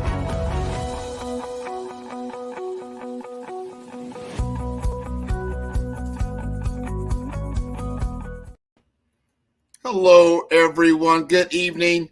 Business owners, entrepreneurs, thought leaders, corporations. Welcome to the Black Business Network. My name is Grant McGaw, CEO of 5-Star BDM, and I have been and will be your business moderator for this evening on the Black Business Network. The Black Business Network is a 24-hour business network showcasing Black businesses, business owners, entrepreneurs, and thought leaders worldwide. We have speakers from North Carolina, London, Singapore, Australia, Africa, Japan, and cities all over the United States. The Black Business Network is a global community sharing its business knowledge to empower, inspire, and educate businesses about business. And tonight, I will be your speaker. I get the chance to talk to you directly as we end on our 5th day of the Black Business Olympics, which has been wonderful. We've been doing this now almost the entire year. We've only got about 4 or 5, months left. And I want to implore everyone who's listening as to why I am so passionate about the Black Business Olympics. It's about entrepreneurship. It's about ownership. It's about purpose. It's about mission. It's about giving yourself an opportunity to succeed and to actually fulfill your dreams of creating a life of purpose, a life worth living that's fulfilling, that a life worth talking about. They talk about, great stories. This here is a phenomenal story. Here we are in 2023, and we've been through a lot. You think about what we've been through just the beginning of this decade and what we're about to go through as we start to chart toward 2030. We've got tremendous technological advancements that are occurring, that are leveraging and leveling the playing field for businesses. All of them, including yours. You can now amplify your voice. And the reason why you are in business in the first place, the big problem that you solve, utilizing tools that were not available, not even 1 year ago, to make your message more clear, have greater clarity, to have ways of actually cutting through the noise and landing point blank on your target audience. I'm here to help Black entrepreneurs just like you to understand how to utilize these tools, to create business development. I've been in business development for, I'm gonna say since 1998. So that's 25 years. So I'm bringing to you 25 years of experience. That's probably over 80,000 hours of experience. So when you contract with me just for 1 hour, I'm bringing 80,000 hours of experience around business development in the corporate setting, in the enterprise setting, in the small to mid-sized business setting, and specifically for Black businesses, how to grow and scale. That's what I'm bringing to the table. How much is that worth? My value, probably, if I had to put it to a monetary value, it's a lot. Think about all the created monetary assets I've created over those 25 years, modest millions of dollars. So I wouldn't want to charge anybody anything like that. I am doing this for you right now because it's important. You need to understand what you have at your fingertips. I was just recently at a STEM event. What does STEM stand for? That's science, technology, engineering, and math. That's what STEM is. And some people put STEAM in there. They put an A in there for art. All of these things are on the table these days because we have to engage with science, technology, engineering, art, and math in order to create this next age of creativity and commerce. So important. So I was there to speak to our K through 12 children that are just now starting their school year, as well as college students and postgraduate students, about how technology is changing the landscape. After 25 years, not just in business development, but also information technology, I've been working in this field for a very long time, and I feel that I can bring the temperature down just a little bit. Some of the anxieties that are out there floating around, like, wow, the machines are going to take over my job. They're going to do everything that I'm doing, and I will no longer be of any value to anybody in the workplace. And I would say that's not true. Now, I would say what is probably true, could be true, depending on what you are actually doing, for your job or your business, is that, yeah, some things will have to be replaced. Just like technology, just like we didn't use horses any longer, when the cars came out, right? Over time, you started to use cars a lot more. Now nobody rides a horse, right? It's not efficient. Same thing, you look at certain technologies like just the calculator, right? When the calculator came up, people were still using slide rules. They were still doing a lot of math by hands. Not saying that's not bad, but it became replaced. However, math has not been replaced. I understand what I just said. Even though the slide rule was replaced, math of itself is not replaced. It's just got easier to actually do math by utilizing a tool.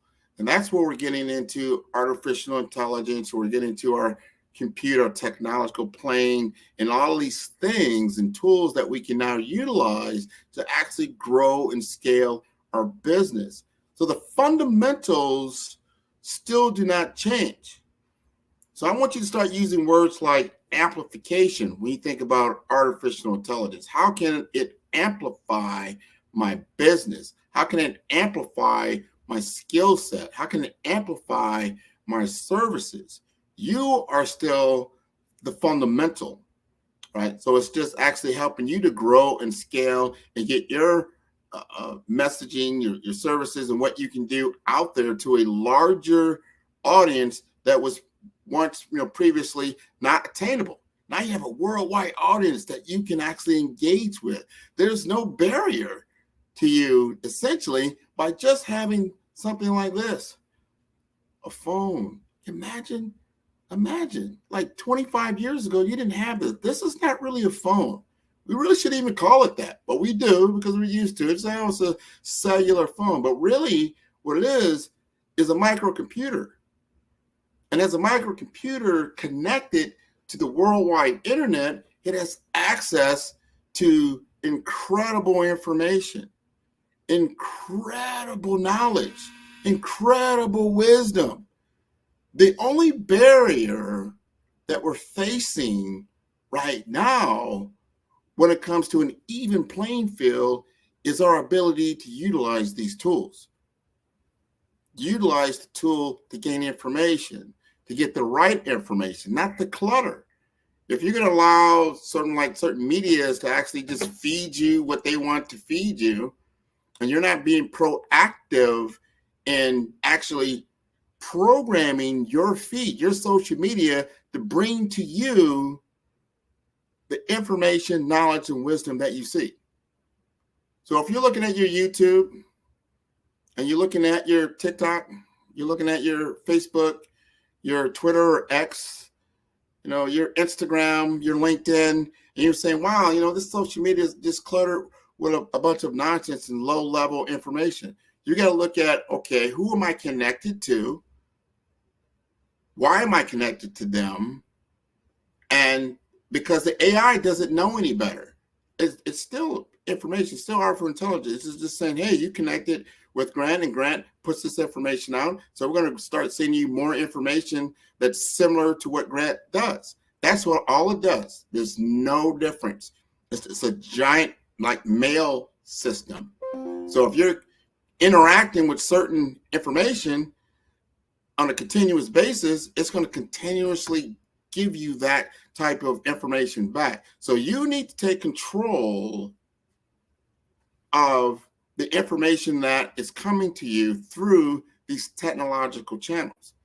You say, well, how do I do that, Grant? It's kind of out of control. Well, you start disconnecting from certain groups and people and companies that are then bringing you information that is not in accordance to your values, and start utilizing the platform to do what I just said, to teach you, to amplify your knowledge, to amplify your wisdom. Like, you know what?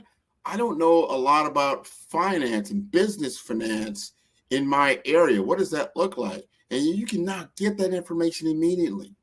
And you can begin to actually engage with people that have that knowledge, and they're putting it out there freely. You just have to connect to it. One thing that COVID did for us, because everybody was on lockdown, everybody was in front of some kind of technological device, and people started pouring out their information for free.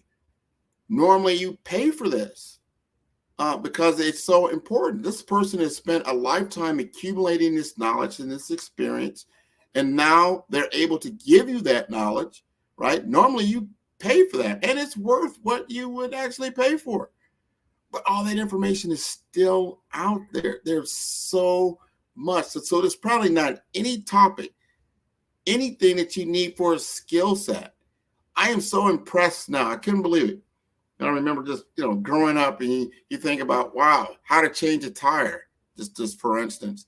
Unless someone taught you how to change a tire, it's going to be very difficult to try to change it just by yourself and try to use trial and error and try to figure it out and become a long, enduring process. But now what we call micro-learning. What's micro-learning? Micro-learning is I can just go to YouTube, pop in my make and model of my car, so I need to change the tire, and the information comes right up. Not just a bunch of text, but actually somebody there in full-blown video is showing you step by step how to change the tire from the nuts to the bolts, to how to do the jack, how to place the tire, what to place the tire in afterward, soup to nuts. That was not available, 10, 15, 20 years ago. It is now available. So fast forward to your business. When you think about what's stopping you from scaling, what's that barrier that I'm facing? Can I at least ask a question? And if you ask the question to your AI partner now, and I'm going to call all of this as artificial intelligence, even in the social media and internet and all these things, now can then put information at your fingertips. And not only are you getting it from a video, let's say that it was done in the past, you can get it live, just like now. I am live. You can now find out how to connect with me. Like, hey, Grant McGaw, I'm going to look him up. I'm going to Google him. All my information is going to come up. How do I connect with him? I see how I'm going to connect with him. And if I send him an email, if I send him something that makes sense, that I know that Grant is passionate about, that he's interested in, he has information about, I'm going to reference some of the videos that he's put out, some of the information articles that he's written. He's probably going to respond real time. And I'm going to give you good information. I'm going to give you that free consultation. And we're going to have a conversation about it and see where you're at, where you're stuck, and how we now say, okay, this is what you need to do. And then we start looking at the value, like, all right, to engage with me for a brand blueprint strategy is a 4-week engagement. So let's talk about that. Are you ready? That's the whole purpose of the free consultation. Are you truly ready? You may not be, but that's okay. At least you know what it takes to get to where you want to go. And you can make your own decision. You're going to know how much it costs, and you're going to know the result. Because what you're not doing, you're not just getting a deliverable from me. You're getting a transformation from me. Are you ready to transform your life and take it to another level? Are you ready to become? Are you ready to do the work that it takes to become? See, it's very easy to watch someone, let's just say, play basketball, right? You can see them play basketball. You see the greats, the LeBrons, the Michael Jordans, and the like. And you can say, wow, they're doing great work. What you don't see is what it takes to get to that level.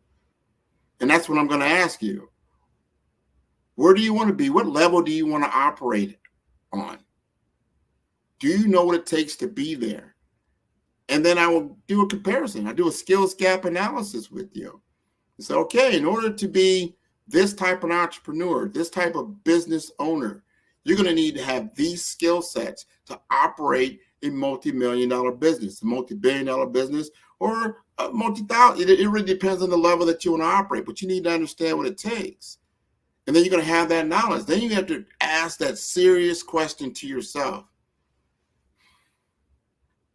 Are you ready to do the work? Are you ready to put in the time? Are you ready to invest in yourself? How valuable is that? I have these conversations a lot. And I talk to entrepreneurs. They say, well, okay, what type of business do you want to build? How do you want to take this business to the level you want to be? So I want it to be $1 million business. That's all right. It's a $1 million business.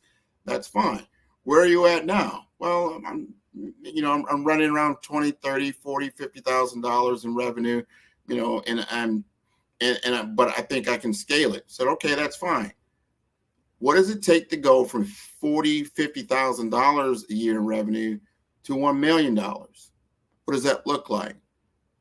What is the volume and scale that you're going to need to be at? Do you know how to do all the basics that you're going to need to run a multi-million-dollar business? Do you understand the finance? Do you understand the marketing? Do you understand the particular laws that could be affecting your business and the regulations in your business? How are you going to operate at that particular level? And how are you going to hire the human resources that it's going to take? And it's not just that, what type of infusion of capital that it's going to take. One thing I've learned in working with another client that I work with all the time as a fractional business development manager with Cornerstone Capital is I get to talk to businesses all over the U.S. Most of them are small, medium-sized businesses, mom and pops. They've been in business for maybe some of them a couple of years, some of them for a very long time. Some of them are now, they said, they started out very small, just like I just stated, but now they're 6- and 7-figure businesses, and they're now getting to that level like, wow, I can't manage it all by myself. I need help, or I need to step away. I need to bring in some investors. What does that look like? And if you haven't done the pre-work, one of the biggest problems that we run across, especially when we're dealing with Black-owned businesses, is that you don't have your books in the right order. That you can't show your revenue and your taxes and your expenditures all within a snapshot of information and time that's necessary. Because the one thing they want to look at, not so much, all right, you're $1 million business, but how much does it cost you to generate that $1 million? And what does that look like? And how much is left over? So what they want to do is buy the profit of the business and then grow more profits out of it. So you've got to be able to have your finances to show that. And you've got to be able to show what the future could look like to get an infusement, whether it's a capital raise that you just say, you know what, I need more money to develop a new service line. All right, let's take a look at that. So no one's going to be like, I don't want to invest in that. You got to be able to show them the story about the investment and where all that is coming from. And it becomes common sense to go ahead and say, hey, if I give you this extra $1 million of capital, I know that I'm going to get 5 out of it in a certain amount of time. It makes sense. Or you're going into what you call M&A work, or mergers and acquisitions, where you get somebody that, you know what, I want you to still run the business because you have the expertise in the operations, but I'll either do a minority recap or majority recap to help you to get that infusement of capital in so we can actually scale the business. So what I'm saying is you don't do it here all by yourself. You begin to start out in that aspect, but understand where you're going. And if you build the foundation early with this understanding, you won't find yourself in a corner. You won't find yourself pigeonholed like, oh, wow, I should have done that. I didn't do that. I didn't understand that. Oh my God, my intellectual property, man, I didn't protect that. You know, all these things are so important because a lot of these investors, what they're really looking at is what is that they can see that's countable and predictable over time. They can see whether you've got, revenue that comes in constantly, whether it's through a subscription or you've got long-term contracts in place that are renewable, but maybe over 1 to 2 or 3 years. But at the same time, to replace you is a big undertaking for your client or your customer to take. So you become a greater opportunity for them to invest in with low risk. They're all looking at risk, and that does it make sense from an investment standpoint. So I say all that to say that you use information to get to where you want to go, and you invest in people like myself, whether it's a coach or someone that can actually show you the way forward before you even need to get there, so you know where you're going. So important to have that roadmap, so important to have that blueprint. So I'm going to show you how to utilize technology at the most core basic ways in order to amplify yourself, to make yourself more visible, to make yourself more attractive, to make yourself more valuable.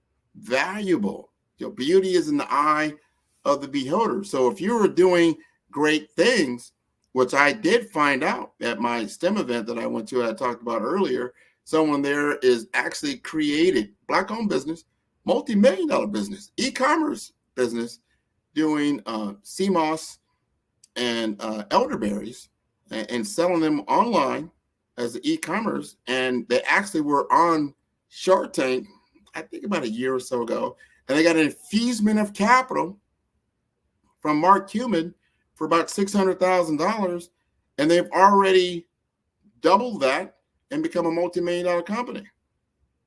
Right? This all started out, only a few years ago. So don't don't look at where you're at now, but look at where you can go. Don't already shoot yourself in the foot before you even got started. Someone else will believe in you. You have to believe in yourself. You have to do the hard work. You have to do the hard work. And so if you've never hired before, you find somebody that has. If you never operated a multi-million-dollar business before, you start to bring in people that have. They start to work with you at a level that you can actually partake in their knowledge, wisdom, and information. Right? So that's where, in a long-winded way, say, what is 5-Star BDM, Dove? I do all of those things. I'm not just a marketing agency. I do work with a lot of people that need marketing. From a branding perspective, I work with people that need branding. I work with people that need business and technology a lot. And the number one thing, I work with people that need business development services in general. Show them how to do true account management. A lot of people don't realize that is a true skill set, to understand the sales process, the sales engagement, how to project yourself in a way that you are valuable, you are an asset to your potential client. You're not just selling them something. You're understanding their business problem at a very high level, and then you're getting it down into the actual details. And then you're showing your value because of your experience and your understanding of what they're going to need to do. And then this is why this is the best choice, because everybody are going to take you through a normal process. You got to look at your own process when it comes to how you acquire certain things. The first thing you're going to do is probably become aware that either you have a problem or that there's a certain product out there that you like. But the first thing is you become aware of it. And once you become aware of it and that you like or dislike it, then you're going to start to engage and start to consider what your options are. And the consideration of options is typically where you start to find out that you're now engaged in a sales process. But even before that, in that awareness stage, if you're not out there, when they're doing active research, they're starting to look at certain things and they can't find you when they do a search on Google or Bing or some other type of thing. They don't see you in industry articles. There's nothing that says anything about you. As they get to the consideration phase, you're not even there. This has nothing to do with salesmanship, as you would say, because the sale is 50% already done before they even engage with you. Or they'll never engage with you because they don't know anything about you. But the moment they do become aware of you is very, very important, because you have to understand where they're at in the customer journey, right? And what a lot of people do, companies do this all the time. And when they do their presentations, they start out, I become aware of you. Tell me more about you. You know, what can you do? And they immediately start out about themselves. They immediately start out about their company, who we are, what we do, who we've done this before, our capabilities, and how to contact us. And I guarantee about 70 to 80% of all sales presentations have that information there. And what they don't have is so important. They have not talked about the customer's problem. In the beginning, you need to establish your expertise and knowledge about the problem that customer is experiencing first and foremost. That is the secret I'm going to give you tonight. When you look at your sales presentations, when you look at your sales formulas, when you look at your engagement processes, are you engaging your clients at a point that you're giving them knowledge and information about the problem that they're looking to solve first? That's so important. It's not, they'll get to find out about you as they go deeper into the consideration phase. But the first thing they want to know is, do you understand me? Do you understand my problem? Do you understand this industry? Do you understand what's going on? And if you can articulate that first, you're already going to be in the 90, well, I would say the 10 percentile of that, of going forward with that customer to get to a point of a sale. That's business development 101 from Grant McGaw at 5-Star BDM. Start with understanding the challenge of your client, then understanding the opportunity that you represent, then understanding the impact. What impact do you bring to the table that is measurable to your client? That's when they're going to start looking at, how did you impact them from a testimonial standpoint? How did you do that for someone else? What ROIs did you accomplish by solving this problem, right? And then they're really going to be tuning into you at that point. And then they'll start looking into your background. Don't lead with that first. Lead with that. That's down the line. Lead with your expertise about the customer's problem. And if you don't know a lot about the customer's problem, I'll go back to how we started this whole conversation. Get the information. Do the research. Understand what's going on in that history, in the industry, what's going on in the market, what is going on with that client, what because that problem is not just their problem. It's probably bigger than that, an industry-wide problem. That if you can solve that problem, that is going to put you heads and tails above your competition. Because I guarantee they'll be talking about themselves. You'll be talking about the customer and how to solve their problem. That's a much different conversation. That's how you differentiate yourself. That's a communication strategy, a differentiation strategy. All these things go into your customer blueprint and how you're able to bring forward greater revenues and profits for your company and actually solve problems for other people through referrals, because that's still the number one way to get business, and through the referral process. Other people talking about you and how you solve their problem at such a high level that they will recommend you to their friends and colleagues and others. That is still the number one form of marketing ever. And that's just you doing a great job and understanding your client at in a very high level. So I'm going to leave you now. We're going to conclude for tonight. We've had a great 8 hours or more. We started at about 8 in the morning. Now we're going to conclude here on the East Coast time as we get close to 8 p.m. Anybody wants to contact me, you can go to my website at 5starbdm.com. That is B for brand, D for development, M for masters.com. You can send me an email at grant.mcgaw@5starbdm.com. You can also follow all my shows. I have a weekly podcast called Follow Brand Podcast, and I have a weekly TV series called Follow Brand TV Show on YouTube. You can look those up.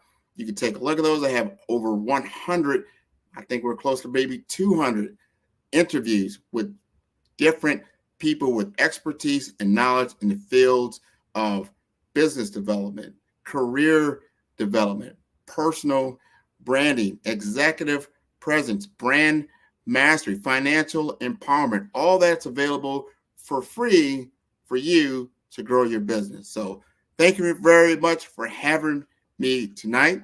And before I leave you all, I'm going to let you know that this is a fundraiser. So we want to continue to help with the fundraising for the Black Business Network. I think all of you should know by now that we really need help as this next generation comes online, that we give them the tools necessary to continue to grow their particular career objectives further, whether it's going to be through going to college or going into a trade. So the Black Business Expo's mission is to raise funds for high school seniors going to college or K through 12 entrepreneurs.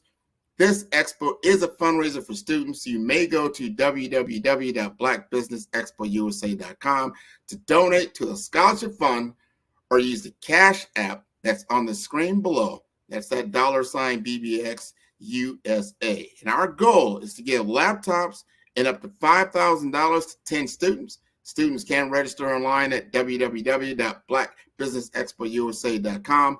Every dollar counts. So we want to remind you to donate to the scholarship fund. We want to thank our Black Business Expo USA sponsors for August 2023. NC100, Moody Capital Partners, Suede Soul, Lotus Rocher Coaching and Training, Carolina, Virginia Minority Supplier Development Council, Step Management, BHS and Associates, Margie McLean Foundation, Genius is Common, Earth Essentials, Milani Shani Global, Executive Women's Success Institute, The Quality Coaching Company, Superwoman Business Services, Creative Force Studios, Lee Entertainment, Artistic App Design, Black Business Expo USA, Genius is Common, and I will see you on the other side. Follow the Brand TV broadcast host, Grant McGaw, as he visits with top executives and entrepreneurs to find out their secrets of success with their personal brand. Follow the Brand TV broadcast host as he focuses on brand development to build better relationships, bring value to your business, relationships, and career. You will enjoy listening to each episode that is tailored to speak to you directly. If you're looking for this type of clarity in terms of building your brand, you have tuned into the right station. Each episode will help you to shape a conversation in the 5-star BDM network of 20,000 professionals and become a springboard for your corporate engagement and business opportunities. Each guest will frame their story in the areas of personal branding, business development, career development, financial empowerment, and technology innovation. Grant McGaw explains why he is the CEO and owner of his own professional career. Grant is an accomplished business leader and entrepreneur who wants to give back to individuals to grow their personal brand strategy. Tune in as he weaves his story about new possibilities, while to you exceed expectations. If you love storytelling, this show will make for fun.